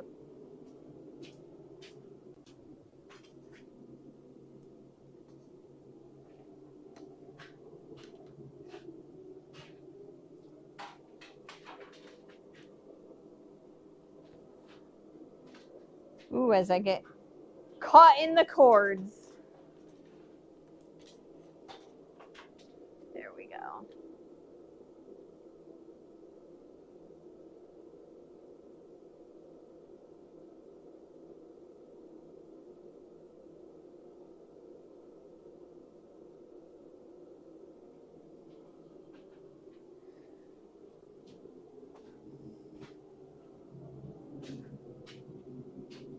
All right, so what we're gonna do is, hey Yankee, welcome in, welcome in. So what we're gonna do is we're gonna take another blank like this, and we're going to use our set of tongs. We're probably gonna do a backwards grip on them, and we're gonna hold the material kind of like so. And we are going to use the raising hammer to go all the way around and kind of create much or more of a round. Our first bell had a very flat bottom, and I want to round it out a little bit more.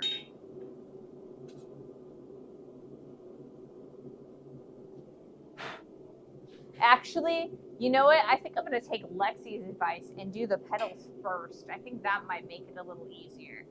So I just put the camera on the raising stake, and now I'm going to put it back over here because I don't know what I want to do.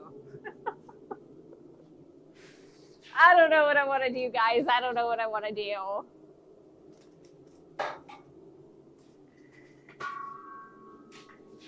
Figuring things out as I go. Forging by the seat of my pants.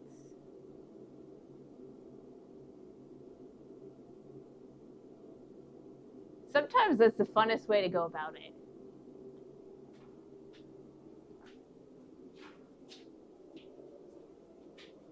All right.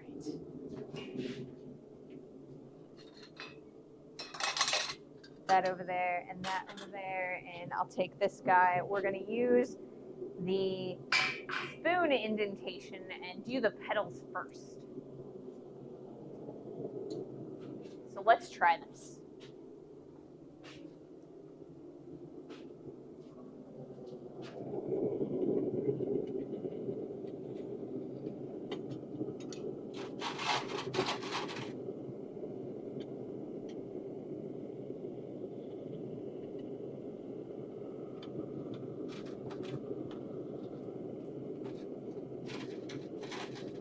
If I can get this piece of steel out.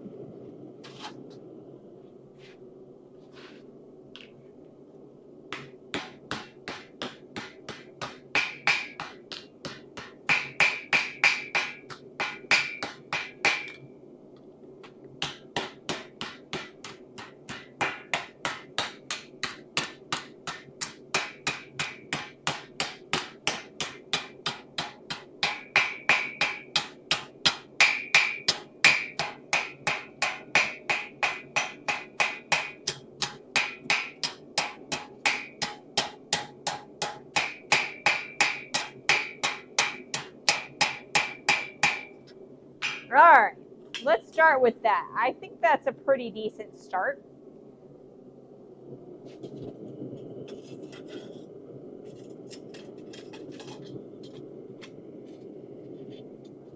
This might work a little bit better.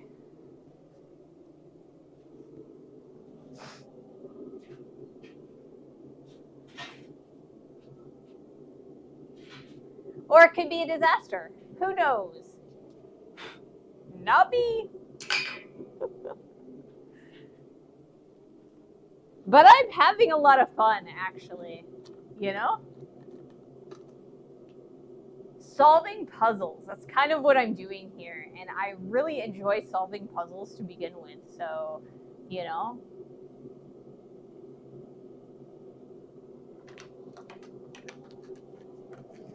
Solving puzzles.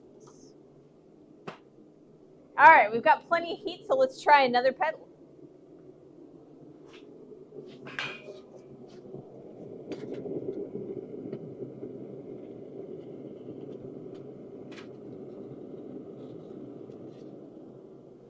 Let's try the one opposite.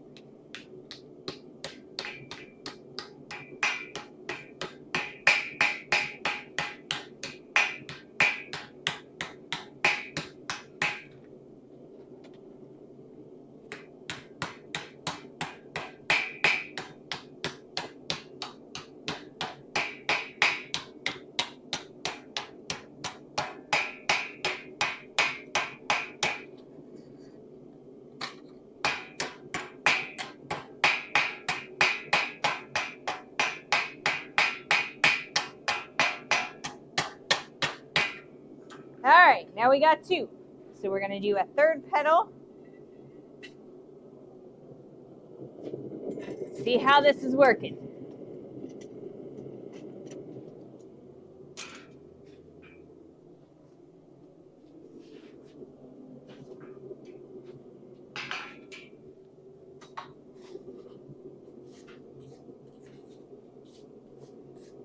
It's certainly a lot easier to dome the pedals now that I don't have the center dome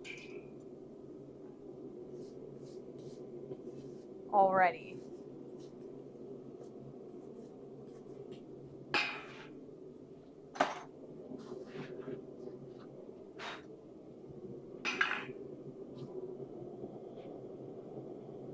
Alrighty, let's try it again.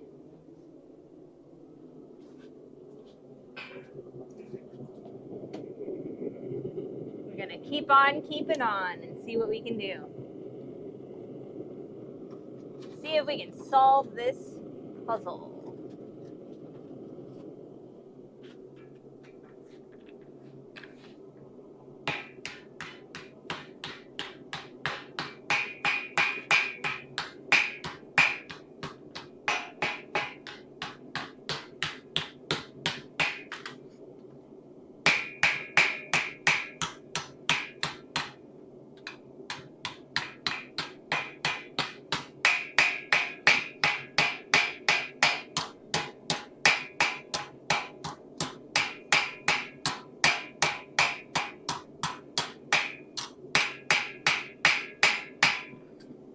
All right. 3. I feel like Count, you know, from Sesame Street. 1, 2,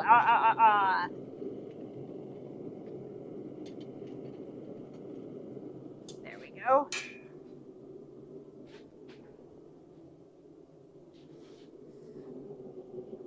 Starting to get a little bit warm. What do you call the metal block that forms the pedals?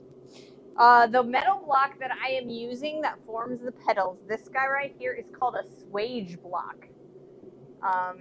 Yeah, I totally have like 2 sweatshirts on, guys. I have 2 sweatshirts on.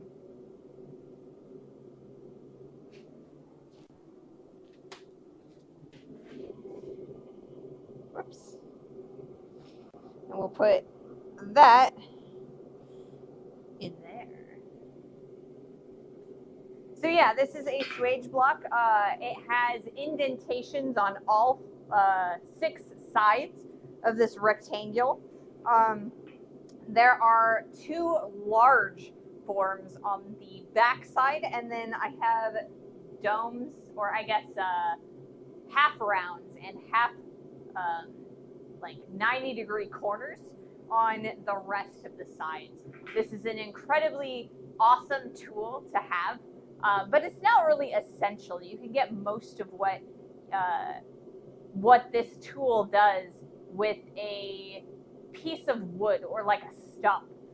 A lot of people, instead of using a swage block, what they'll do is they'll burn holes or carve out holes in a wooden stump, like, you know, from a tree.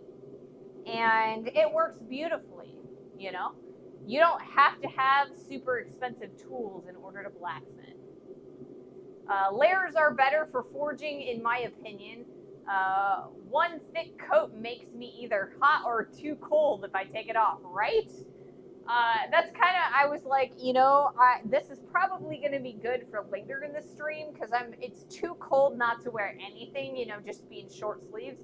But that one's pretty darn warm, and it started really cold in here. I got the pun with the count number only as an adult because it does not work in German. He's called Graf Zoll. Zoll is number, but Graf is just the noble count, but it has nothing to do with counting. That makes sense. Hey, Array, hope you and yours are well. Was lurking, but I kind of sensing you're very comfortable forging these bells, artistic forging. Is that so? I mean, honestly, I've never forged a bell before. Like the first one that I forged, that was my first bell. So I'm pretty comfortable with forging and moving material as is, though. So I'm using all of my knowledge to kind of figure out what I need to do in order to kind of make the bell, the steel, do what I want it to do. And a lot of times when I'm, moving the material, it's not doing what I want it to do. So I just move from one technique to another technique to another technique. And eventually it'll work the way I want it to. Usually. Sometimes it's a catastrophic failure and, it's a giant deal. But, most of the time it's not that big of a deal. I can start again and, I learn every time I fail. So, yeah. It is working. Yeah, it is. Wearing nothing is probably against Twitch TOS, right? I mean, under this, I totally have, a t-shirt, and under that I have underclothes, so, I think that it would be a few more layers I'd have to peel off before it was against TOS, but, I'm not going to peel this one off, because I'm a little bit cold. All right. So let's do the next one, or our next pedal. See how well that one works. We're getting to the point now where I'm gonna have to start working on the part that's the big puzzle, right? These I'm not so worried about, right? I've done this before.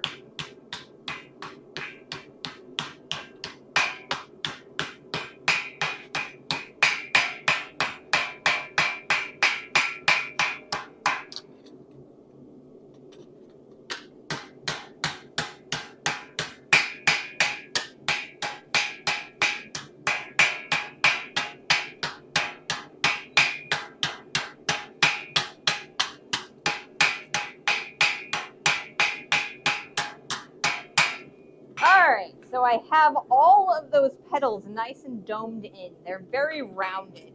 So the next thing that I've got to do is I've got to figure out a way to dome the main body of this. So this could be a problem. Originally, I started by doing a sinking technique. Sinking is where I take the big old round and I'll stick this in here and I'll kind of do the same technique that I was doing for each of the petals, but on the center. And as it closes in, it's harder to get the hammer inside the area. So my other, the way I might end up doing it is taking it over to a raising stake. And I'll talk a little bit about that after I put the steel in the fire.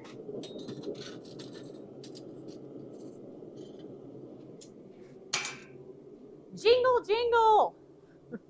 Are you putting something inside the bell so they actually jingle? Yes, I am.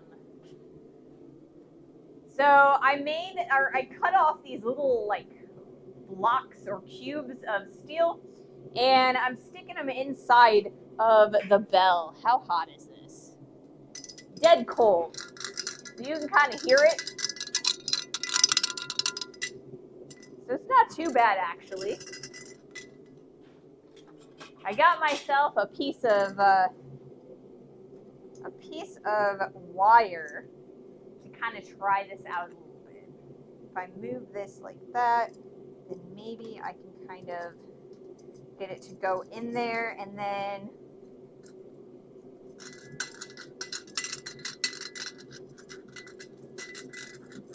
I see here, yeah. So it's kind of ugly. It's not the prettiest bell I've ever seen in the world, but, you know, it shakes. It sounds like a cowbell, almost. I don't know. What do you guys think? Should I put something bigger in there? I was worried if I did the bigger one that it would that it wouldn't, or it would be too heavy to shake around. So I don't know. I don't know.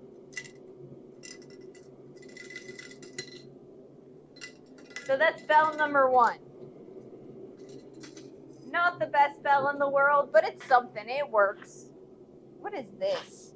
Oh, there's charcoal on the floor that I keep, or not charcoal, but coal on the floor I keep stepping on. All right. Let me move the camera. One, or not one more time, because it's probably going to be more than one more time. But I think I'm going to try a little bit of raising. Now, raising is a silversmithing technique that I learned in college, and I'm actually pretty darn good at it. But I learned on copper, brass, bronze, and sterling silver, and not on steel.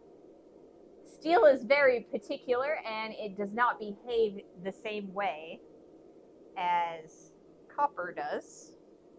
Dang it, I've tied myself in my cabling. Goodness gracious, what am I thinking? So we shall see how well this does. All right. Hey, Vossen. Are the tangs touching on the bell? There's like one place where the two are touching. So it's not getting that like full resonance, that full ring. Also, there's a lot of like lumps and bumps that are interrupting the resonance. So I'm not getting a really nice, sharp, crisp ring out of it. It sounds more like a cowbell.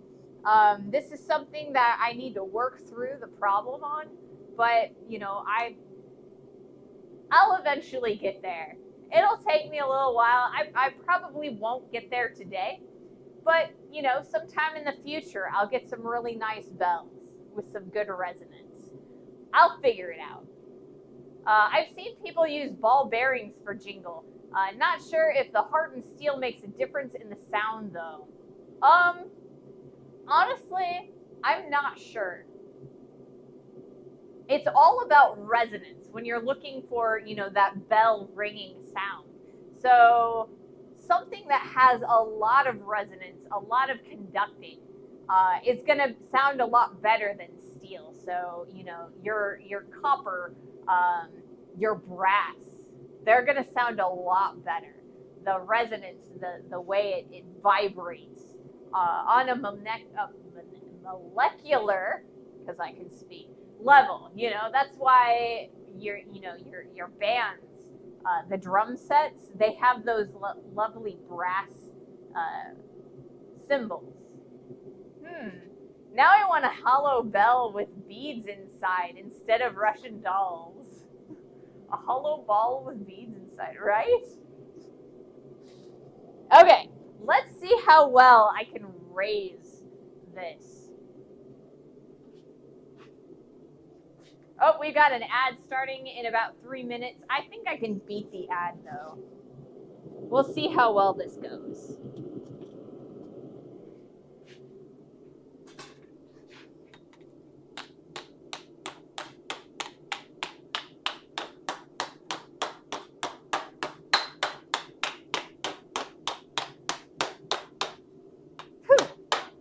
The worst part about raising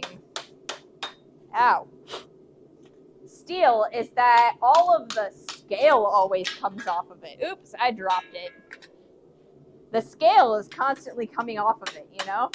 And so it's hitting me in the hand, and that's not pleasant either. All right. So we're getting some amount of curling.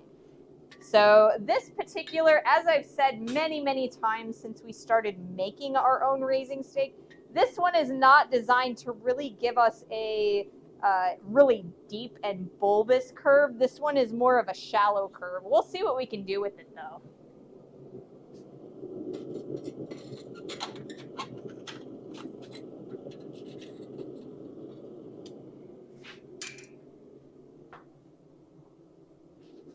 All right, so we've got about 2 minutes before the ad starts. I think that this method is a lot better than the attempt that we made first with the sinking. So I think that by using the raising stake and the raising hammer, this absolutely lovely hammer that Knots made for me, that we're actually getting much better results. So I think that this one will be prettier and it will probably sound a little bit better. There's at least a good chance it'll sound better.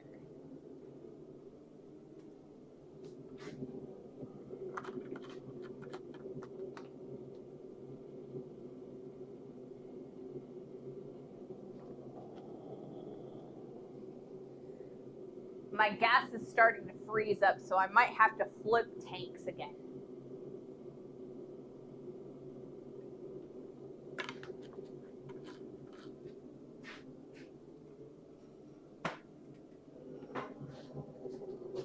I think I might actually, for this next heat, I think I might wear a glove. That way I'm not gonna burn myself on the scale. I left them over here.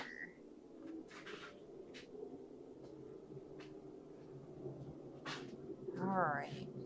So I think this will be the way to go. That way, if the scale comes off of the bell, it's going to hit the glove and not my hand.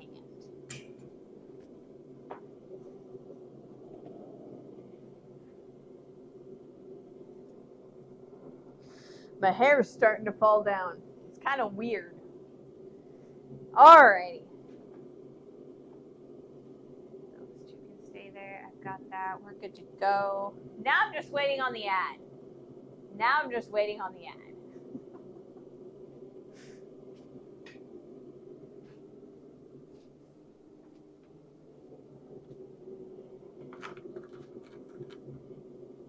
So I have this timer on Twitch where it's like the ad is going to start in 2 minutes and 30 seconds. And then it goes down and the timer like ticks all the way down and stuff.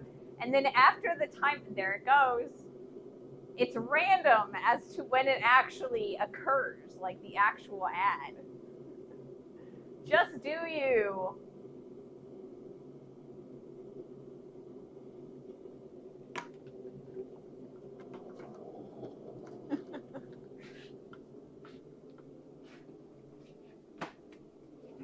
All right. So I think what we're actually going to do is, I think I'm actually going to, I'm going to change my gas as I drop everything. Closed. Do.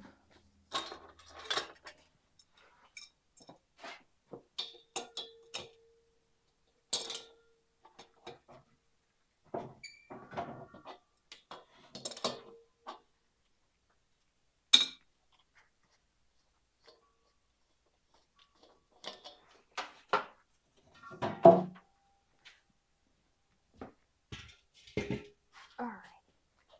This one's starting to get a little bit light, but I think it'll be all right. I think we'll have it. For the last 30 minutes of the stream, I think this can handle it.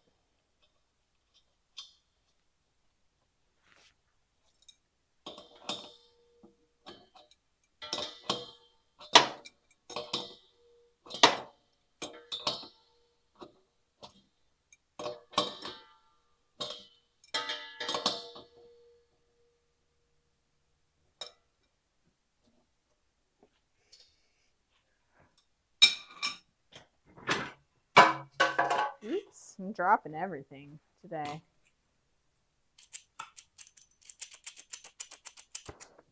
Well, maybe not everything, but close.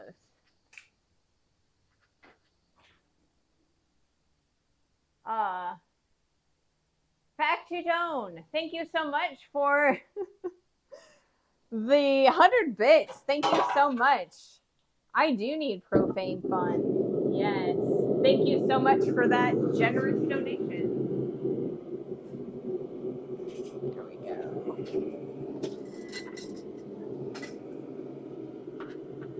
Let me put things back on the wall and set up for our next heat. Looks like the ads are done.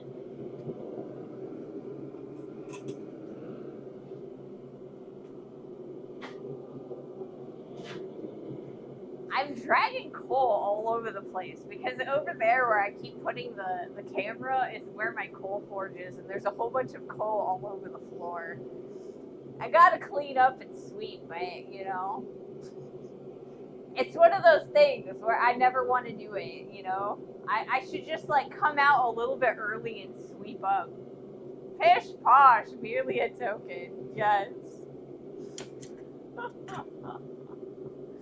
I mean, every little bit counts, you know? I get ad revenue, and that helps, you know, our subscriptions, all of the bits that you guys donate. You guys actually donated last month enough that we were able to sponsor 2 propane tanks that month. You guys gave me enough to, you know, for 2 propane tanks, which is awesome.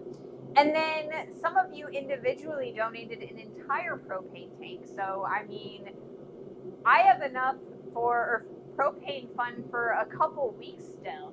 I'm super excited, and I am so crazy, like, grateful to you guys, you know, that you care enough to donate. So thank you all. All right, let's do another heat.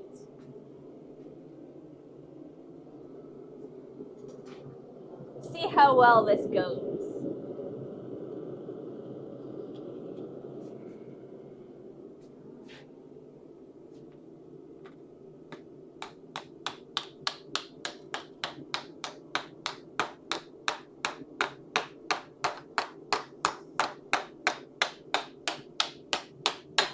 Oh, you know what? I told you guys I was totally going to put a glove on so that wouldn't happen to me. And guess what I didn't do, guys? Guess what I didn't do?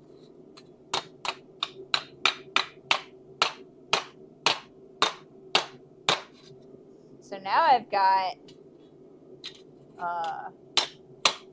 scale popping on my hand. It's alright though. Okay, so we've got a good amount of, I guess I've created like a weird hot dog or cross where everything here is kind of in the same line as this guy, and same on this direction. So I need to kind of start bending this over and kind of turning that into like more of a round. So almost like I definitely need to create a complex curve there. That's what I'm trying to say. I need a complex curve. You know what? That one's a little bit on the empty side too. Holy Zoinks, thank you so much for that subscription. Welcome to the community. I mean, I know you've been here for a while, but thank you so much for your subscription. Thank you so much for your support. Starfish. Yes, it's definitely a starfish. That makes us, I think, very happy.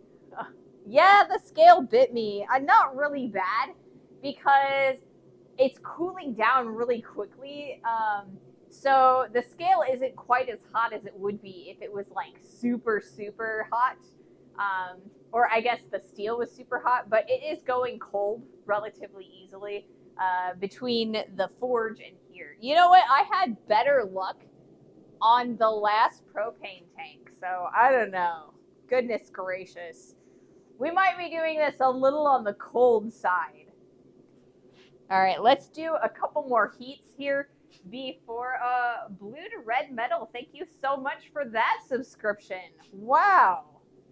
Awesome. Thank you so much. Oh, that tank doesn't want to go. So let's do another heat, and then I guess, I don't know, I'll find another tank. Because I want to go a little bit longer because we're just not quite done yet, you know? All right.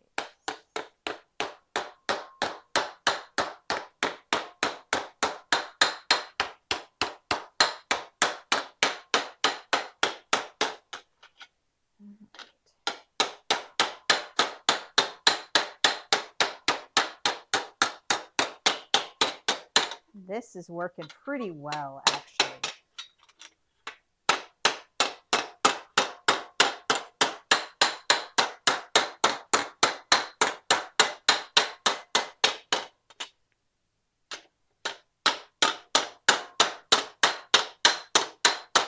All right.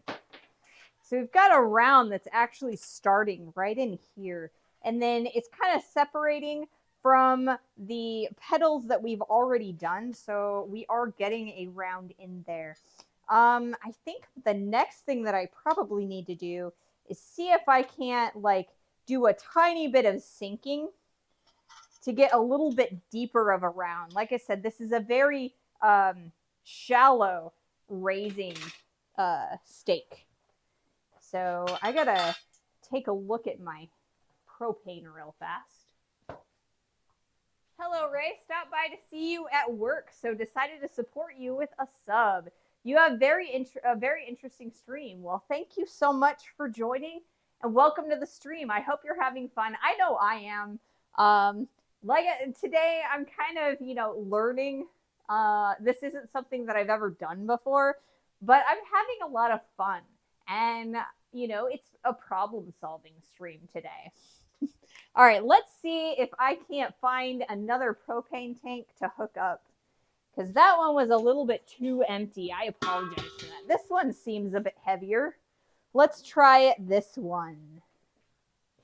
Apologies for picking the wrong tank to hook up, because I just did this.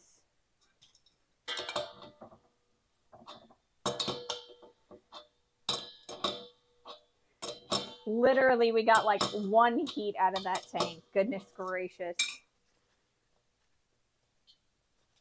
All right. Well, that one is empty. So this one's a little bit heavier, so hopefully there's more in here. There's plenty more in the tank that froze on us, but it is frozen, unfortunately. As a tank starts emptying, what happens is that the pressure tends to cool off the gas inside the bottle, and it starts freezing. And that is definitely what just occurred.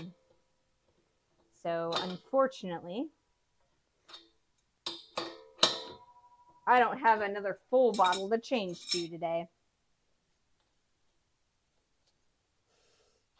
All right. Don't do this at home, guys. All right, so I think we are back in business.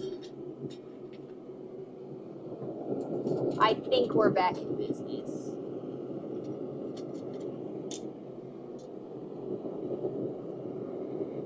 Here we go.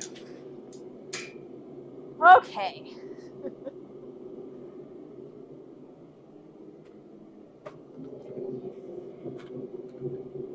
Foom. Yes, that's what I was, what I'm explaining. Like, you'll get rid of the foom if you actually light it like it's fresh and cold.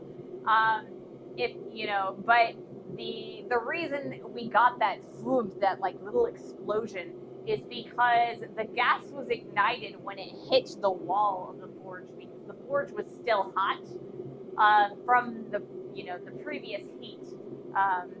So it didn't light off of a torch; it lit off the wall. So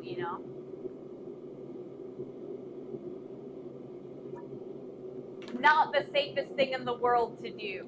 But when you're in a hurry, you're in a hurry,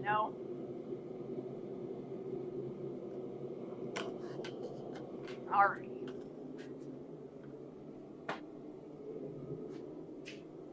I'm going to change the angle on the camera just a tiny bit.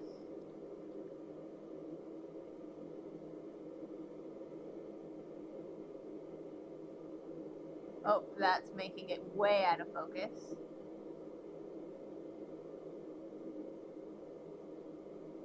That's better. Okay.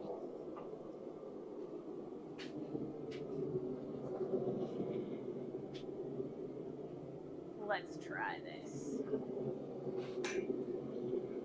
So my goal is to finish this specific bell. And then once this particular bell is finished, then we'll end the stream for the day. I'm going to try very hard to finish it up. Okay.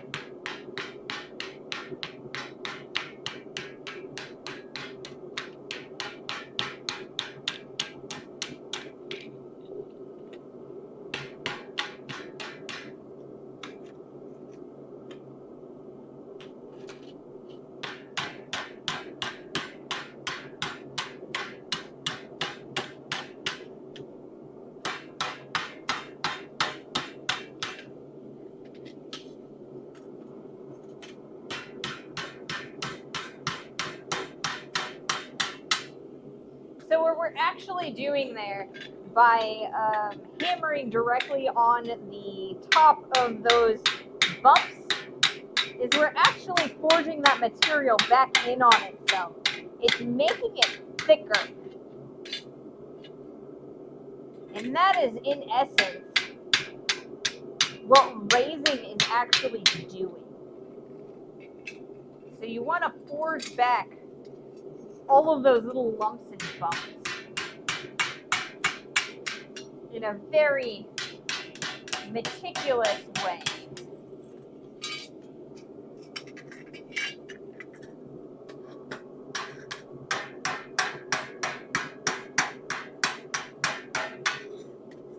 So you can kind of see a little bit that I am not doing a full blacksmithing hammer blow.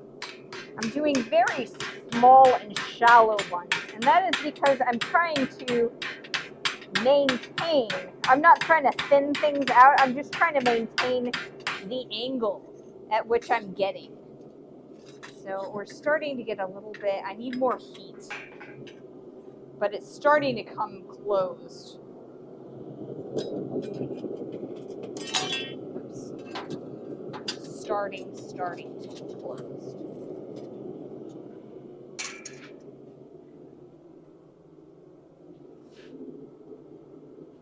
I missed a couple things. What happened? What'd I miss? It is the iconic sound of a gas boiler igniting. Tick, tick, tick, tick, whoop. Yes. If you turn the forge down a bit, it won't freeze up, or it shouldn't. I've only had a 20-pound cylinders freeze up when running wide open throttle for a couple of hours. But I know it does happen to others. I was in chat a while back and mentioned how I saw a documentary while the archaeologists found an Iron Age forge by using a magnet on the mounds of soil from a dig, finding a high concentration of scale. Yeah, I mean, that's totally a thing, you know. I left when I moved from my old house to this house, I couldn't sweep up all of the steel, like the scale and stuff. Couldn't you put a Y into the gas line after the pressure regulator probably and hook up 2 gas bottles at the same time? Yes, I could. And I always wanted to do that, but I guess I forgot that it existed. It's also a lot, or I only spend enough to buy 1 gas bottle a week. So as we get more and more support and more funding, I should be able to do multiple cans of gas in a week, and that'll help a lot. But I didn't know that, or I guess the reason I turn up my gas as high as I do is so that because the forge itself doesn't get hot enough, because this is designed for a 2-burner system, and I only put 1 burner in it. And it just doesn't get very hot, so I end up turning the burner really, really hot just to get my material as hot as I need it to be. I think if I try one of these, it would definitely be easier with isolated heats in a coal forge. Yes, 100%.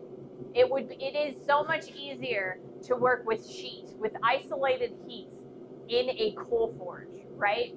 Or working at coal, right? So you can work steel coal and anneal it just like you would do with non-ferrous material.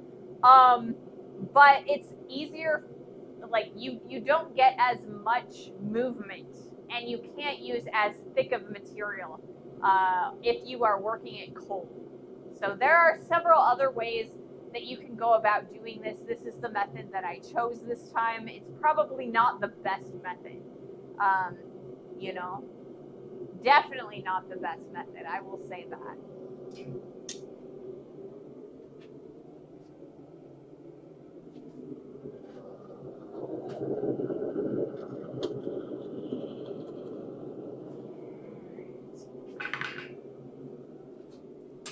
Got a clacker in there.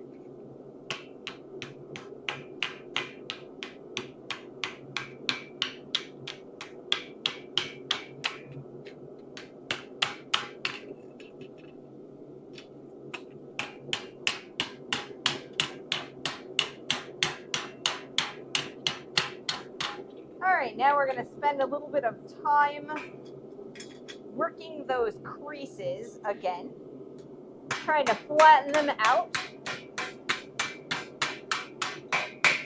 while maintaining our angle that we've reached with that. This is actually a lot easier with other hammers. So let's try using, instead of using the flat, we'll try using the round. Oh, come on. There we go.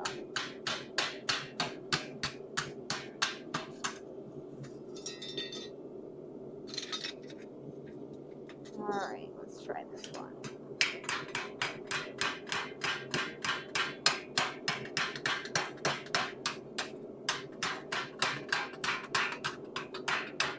There we go. We're starting to get there. Starting to get there. So we need to do a little bit more sinking. So we'll get more heat. I'll probably actually do a little bit more raising. But instead of moving the camera, I think I'm just going to use the wide shot. Are you trying for a particular key with the bell, like C major? No, I am not actually trying for a particular sound, because I'm just trying to make the bell turn it from a flat sheet into a ball. That in and of itself seems to be hard enough. If I get really, really good at it and I just decide that bells are my thing, I would be all over, you know, trying to get a particular sound. But the methods that I am using right now are not going to give me good enough resonance to get a true note. It's going to be a really trashy sound. And part of the reason is because I'm leaving a lot of lumps and bumps. In order to get a good resonance out of this sheet, I would have to sit for a while and kind of flatten all of those bumps out with a process called chasing. And so that actually flattens and smooths out the entire piece of steel, of material, so that it is a uniform thickness the whole way through. So yeah, I'm not looking for anything particular. I'm just trying to shape it, you know, to just get a particular shape. Usually when I try something new, I try to forge it out blind first. Rattle bells. Yes, that's what it's gonna be, Sandwich. and figure it out. And after I fail, I watch a YouTube video tutorial. See, that's what I'm doing, right? That's exactly what I'm doing. I am blind forging. And I do that in video games too. You know, I play a lot of MMOs. And so one of the best parts of MMOs is like raiding or doing dungeons and like fighting particular bosses. And they always have mechanics, and you can always go on YouTube and somebody has a video explaining every single mechanic. But the best is just going in there and trying to figure it out yourself, you know? And that's kind of what I'm doing here. And I do that a lot here on stream, is I do figure things out. I fail a lot. I mess up. Sometimes I get something beautiful out of it. And sometimes I get a piece of garbage, you know? And that's just the way I am as a blacksmith, I think. I'm not a master, but I know a lot of masters, and if you're looking for one, I can help you find one. I hate it when I freestyle on a live and mess something up with people watching. You know, for a long time, for the first like 6 months or so of the stream, I was super, super embarrassed anytime I messed anything up. Because I felt like because I am a content creator, people kind of hold me to a specific standard of like, it's just me watching. Yeah, I kind of feel like I was holding myself up to a standard, where I needed to be the expert. And eventually I just got to this point where, I'm learning and I'm going to mess up. I know this about myself, and I just had to learn to accept it or just stop streaming because it's just gonna happen.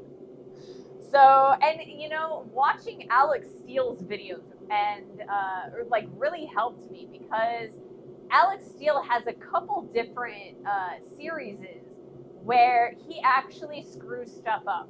And he laughs about it, and he tries it again, and he posts another video, and sometimes he fails again.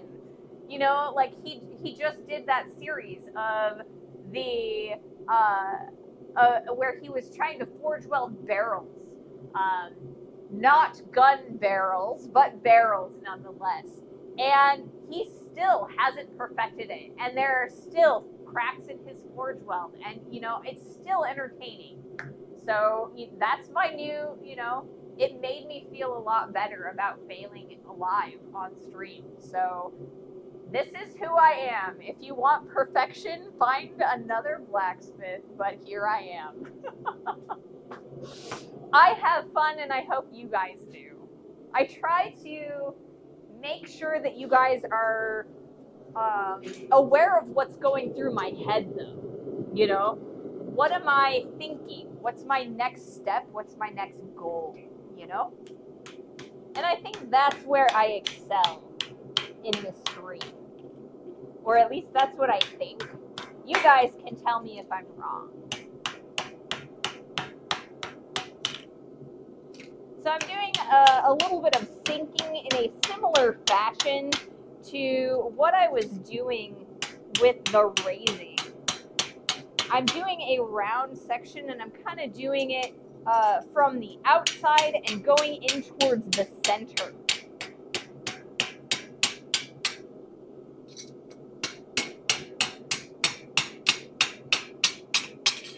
All right, we're going to heat this back up again, and then we're going to hammer some of these little wrinkles that are starting.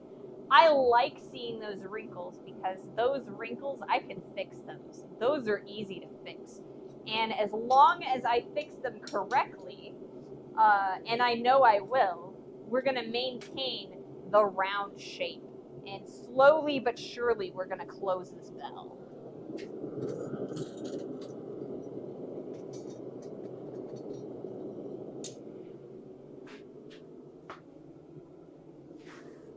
It is always interesting watching a 3D object being made out of a piece of 2D material, right?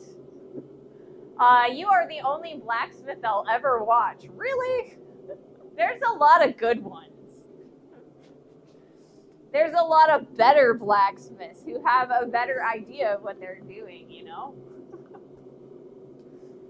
But I mean, even the best blacksmiths out there are gonna fail every once in a while. They may not show you that fail, but they will eventually, because everyone does. We're all only human, you know?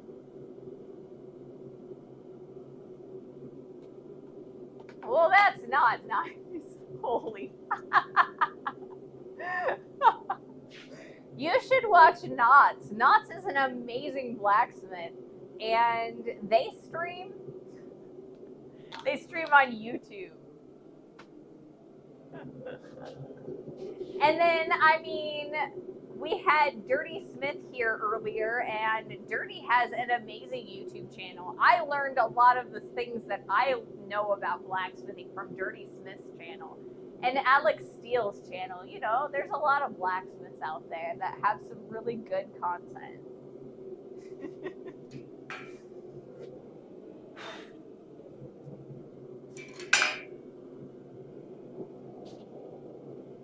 All right. We have an ad that's going to be starting in about a minute, and I don't think I can finish my next course before the ad starts, so I'll probably wait until the end. What time is it? Normally we would be finishing up about now, but I think I'm going to go a little bit longer just so that I can try and finish this bell. I really want to see how it turns out, because I think this one is going a lot better than the previous one. Black Bear Forge and Christ Centered are great watches too. They are. They're definitely great watches.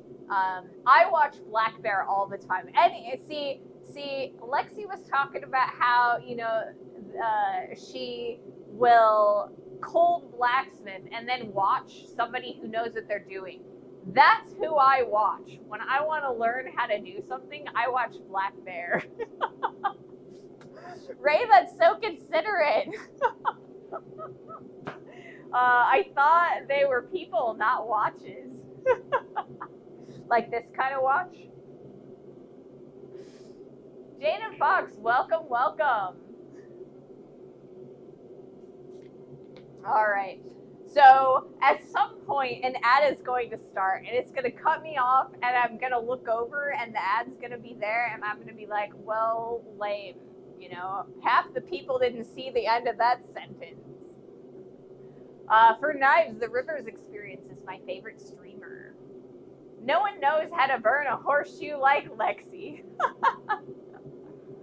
Lexi has a YouTube channel too. Yes, Black Bear is on YouTube. They are Black Bear Forge. I think that he has 2 channels. He has one that's like more short form and one that's like 20-minute videos or so. I'm also on YouTube if you want to see like shorter videos of mine. I condense all of our projects into somewhere between 3 and 7-minute videos. Some of my old ones are longer, but lately they've been between 3 and 7 minutes. Ray, how's that heat and smacking of the metal? Hope you had a good Thanksgiving. I did have a great Thanksgiving.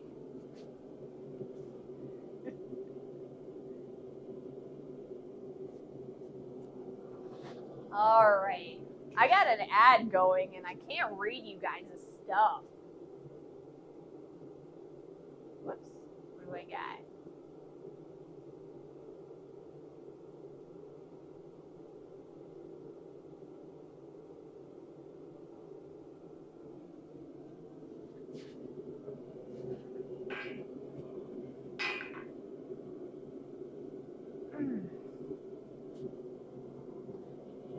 Standing up always. I have this tendency to do like the slouchy sitting, but like while I'm standing. So I gotta stretch my back a little. I used to watch a show called The Woodwright's Shop. Roy Underhill made things using hand-powered carpentry tools. He would sometimes visit his blacksmith friend where it showed him forging bench dogs and hold downs and other tools used in woodworking. Very interesting. Yeah, there are a lot of really cool woodworking channels as well. Ones that frequently will collaborate with blacksmiths. So there's a lot of really cool makers out there. YouTube is full of them. It's so amazing. The blacksmith friends on Woodwright Shop were Peter Ross and Ken Schwartz from Colonial Williamsburg. I really need to go out to Colonial Williamsburg. Ken Schwartz, wasn't he supposed to come to Quad State this year? Was he there? I heard that the gunsmith wasn't able to show this year.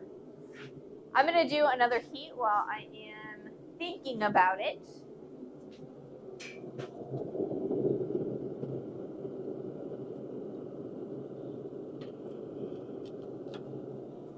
Alrighty. We are going to be closing out some of these ripples and creases.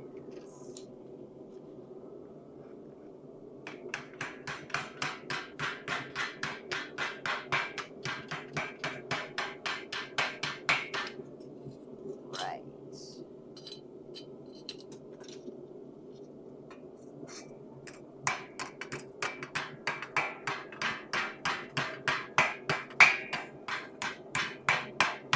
All right. Got those good. Nice and shorn up.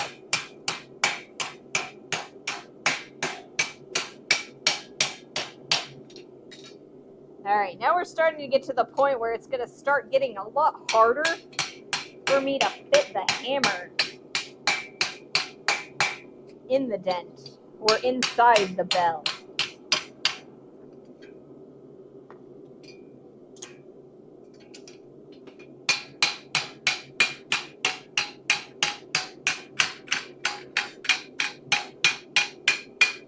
So I'm going to do my best. We have reached the bottom of that area, or in that area. All right, more heat. Look at that. We're going to move over here next heat.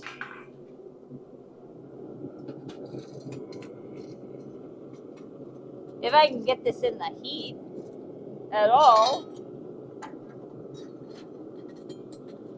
There it goes. Much more better.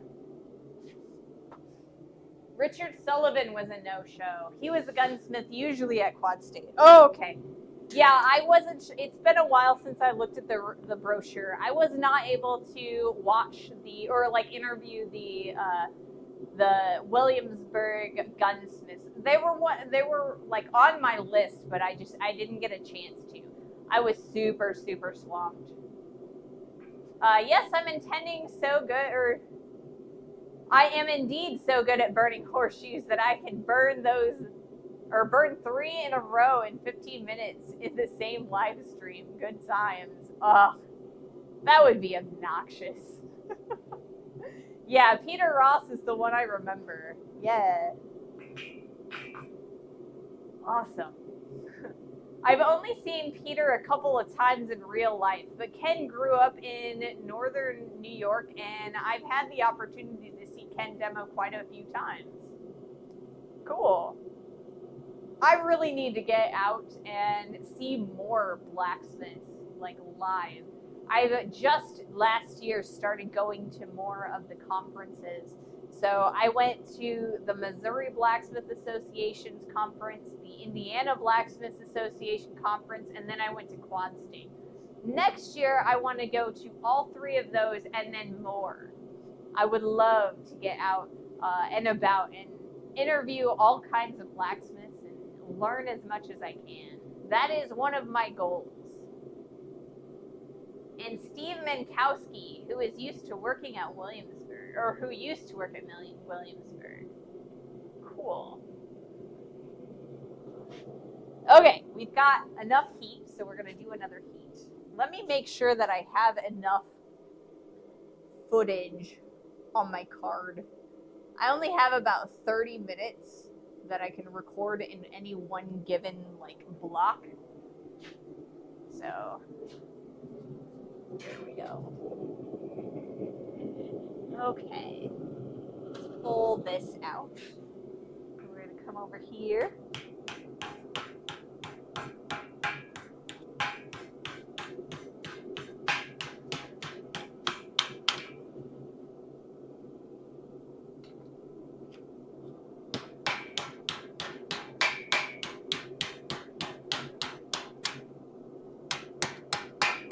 All right, now we're going to take a look at these ripples again and get rid of some of them.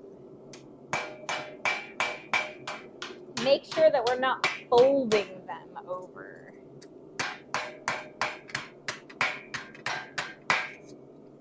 This is totally the best part, you know, because it's silversmithing, you know. I actually went to school for silversmithing. So all this sheet stuff, this is old hat for me. The only thing, or like the technique itself. Now, the thing about this that I don't know is I'm not amazingly familiar with working with steel. Most of my experience was always with working in copper, brass, and bronze. Also nickel silver. I've worked with nickel silver a lot as well. All right, I think we're gonna go back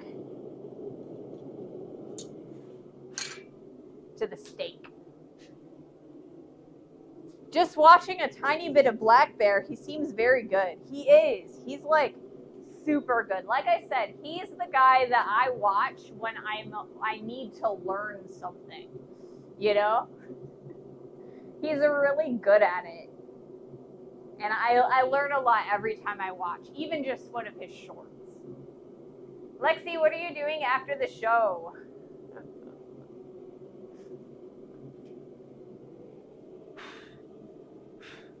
Ooh.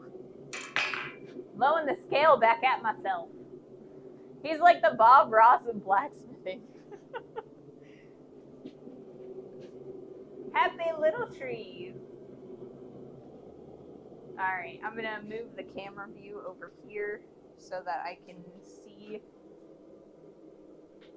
the steak again.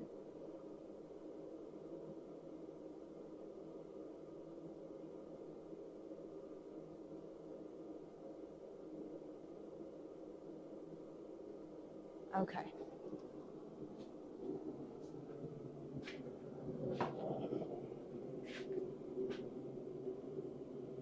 Not a thing, just finishing up building a condenser. I might go live in a little while. I'll try to be there, but I do I'm a little out of it after the stream, so I'll try to show up for a little bit for you. All right, let's do another heat.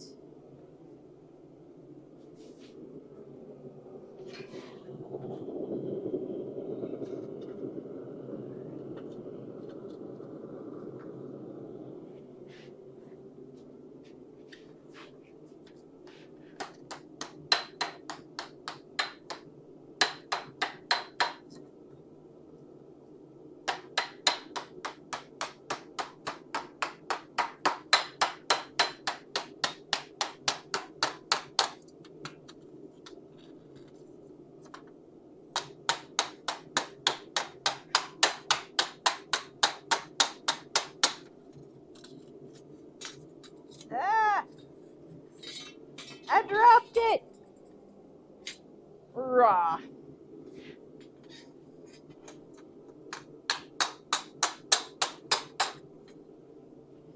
All right, let's see if I can't actually like get it a little bit closer.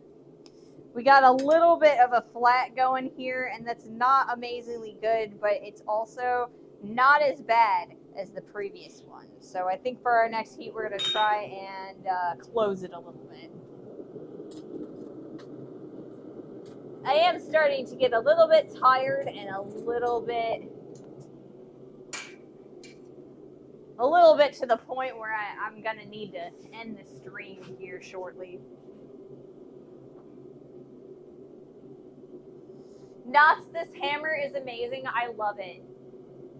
New favorite hammer. Even though it's not going to be, or it can't be my everyday driver, I still love it. I love it. It's working beautifully. Excellent. I love it.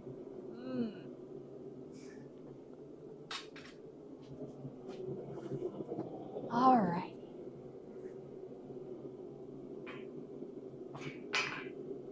Okay.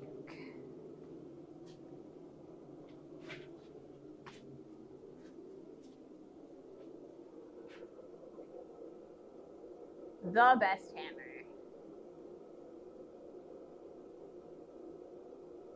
Super looking forward to using it for our armor project that we are going to be doing in a few weeks. I'm going to make my own version first. And then I'm going to use your hammer, the one you made for me, because my hammer is not going to be as good. Haha, you haven't seen the chasing hammer I'm working on. You're working on a chasing hammer? Ugh. I want to see that one too. Like I said, I absolutely love silversmithing. I love blacksmithing too, I really do. But silversmithing is kind of my first love. And I want to be able to do both here for stream for you guys. Yeah. That's what I went to school for, you know? Okay.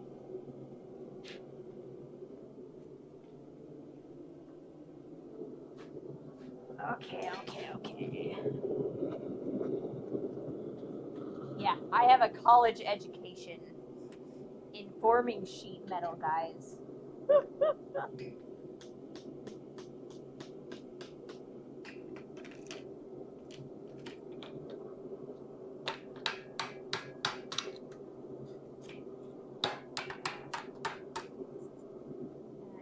see. How are we going about this? Can we move it inside? We're losing our heat, and so as a result, we're getting more movement in places we don't want it. So I need to heat us up again.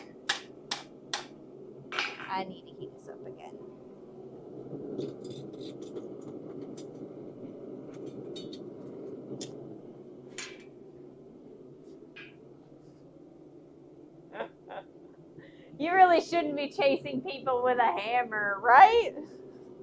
Hey, Chris. Welcome. We're working on a bell. Our first one didn't work out as hot as I wanted it to. Where did it even go? What did I do with our first bell? Is it over there? Is it underneath of my jacket? I thought I heard it fall on the floor, but now I can't find it. That's my bad. Oh, it's over here.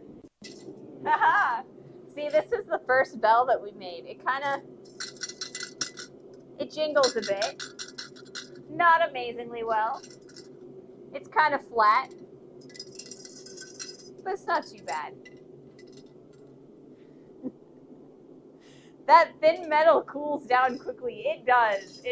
See, I picked really thin sheet metal because I had it laying around, and I should have actually used something thicker because it wouldn't move nearly as easily, and I would be able to be a little bit more precise with my blows. Unfortunately, I just had some of this sheet laying around, and I was like, oh, this will be good enough. This'll be good enough. Not so. Honestly, though, I think that if I had made my bells blanks a little bit smaller, like maybe this big, it would have been a lot easier to get them to move the way I wanted them to, because I wouldn't have taken as many heats, and yeah, it's a big thing. All right, another heat. It is starting to look like I probably won't be able to complete this bell today, unfortunately, because I do need to end the stream soon. I am approaching my hard out, unfortunately.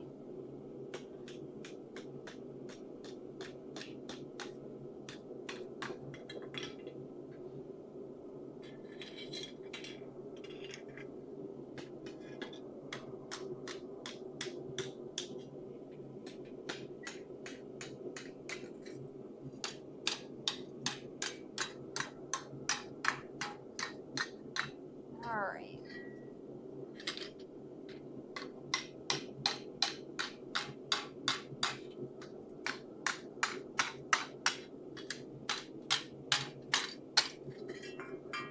Yeah, I'm starting to rush this. That's not good. All right. Okay. I think I'm going to do 2 more heats. And then I'll probably end the stream. I might actually continue and try and finish this on Monday's stream. Just so that I can finish this particular bell. I will also have the hammer stock cut and ready to go because I don't think this is going to take the full stream. So yeah, 2 more heats and then I will raid off. If there is anybody that you'd like to raid to, please do let me know. We could also all just agree to go and watch John's stream over on YouTube, but I don't have a way to redirect you guys directly from here. But that all depends on if he's streaming right now. Lexi, you might not be interested. I have to make a coworker a leaf hook, so I might make one of them. That would be a fun stream to watch.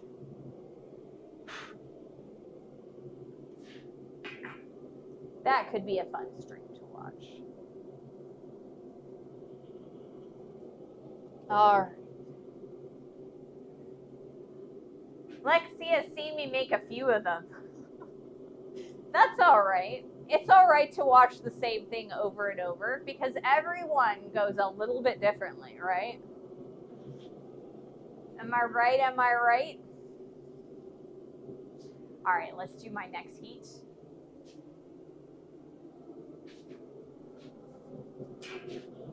Heat number 1.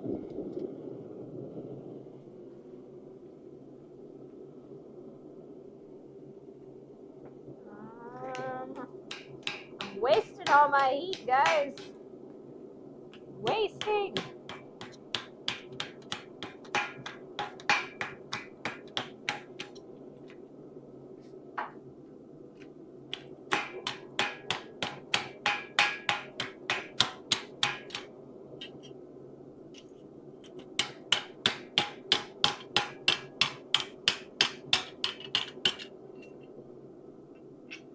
So I gotta say that the butler's gonna be heck surprised. Well, heck, hella. I was gonna say hella. I'm sorry. I shouldn't be saying curse words on stream. But yes, the butler's going to be very surprised because we both predicted that I would have to find something else to do during stream today because we thought that it was only going to take a couple heats per bell. And yeah, that was wrong. Going to do one of your famous 1 heat leaves.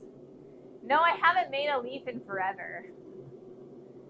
Marcy Milk Monsters has goats. She makes soap with goat milk. She is a gift fair for now, selling the soap and other things she makes. Awesome. Is that someone that I can raid off to? Wasting the way in the back of Smithville, searching for my lost package of flux. Did you make bets? We didn't actually make bets, but I said I think it's going to take between 3 and 6 heats. And you guys saw way more than 6 heats per bell. I thought that I could get 1 heat for the center and then 2 petals per heat for a second one. And then I just bend them all together. And he thought that it would take me 6 heats because he thought it would take me a whole heat for each petal. Yes, she usually accepts raids. Awesome. Okay. You'll have to post that name one more time on in chat so that I can see it to spell it. Unfortunately, Nightbot has buried it on my screen. I can kind of dig for it a little bit though. All right. I'm gonna do 1 more heat, guys, and then I'll probably keep it on this on Monday. But I will have our hammer blank ready to go. and we will start working on that on Monday as well, as long as we can, as long as we can. I'm hoping this bell doesn't take the whole stream. There we go. That's better. A better hold on this.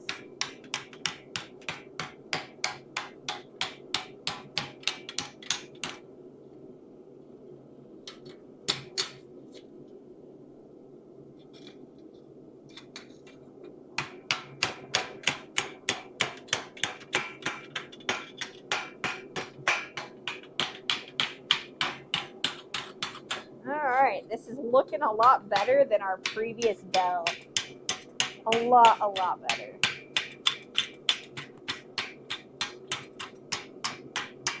Alright. Look at that. It's actually rounded. Not bad, not bad. So we're going to continue probably on the raising stake to keep that going round. Yeah, but I think that's all she wrote for the day. I apologize we weren't able to finish that bell, but thank you guys all so much for joining me today. Once again, we did finish this bell. It's just not quite as, cool looking as that bell. Alrighty. So thank you all for joining me on this lovely Black Friday. I hope you guys have an amazing weekend. I hope to see you on Friday. I hope you have a great weekend, and I hope you don't go or get anywhere near the snow that we're supposed to get, right? I hope not. Alrighty. Thank you so much, guys.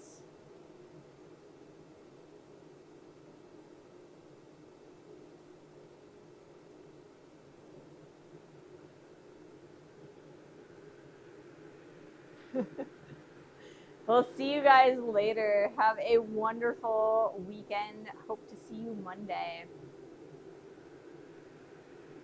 And go watch Knots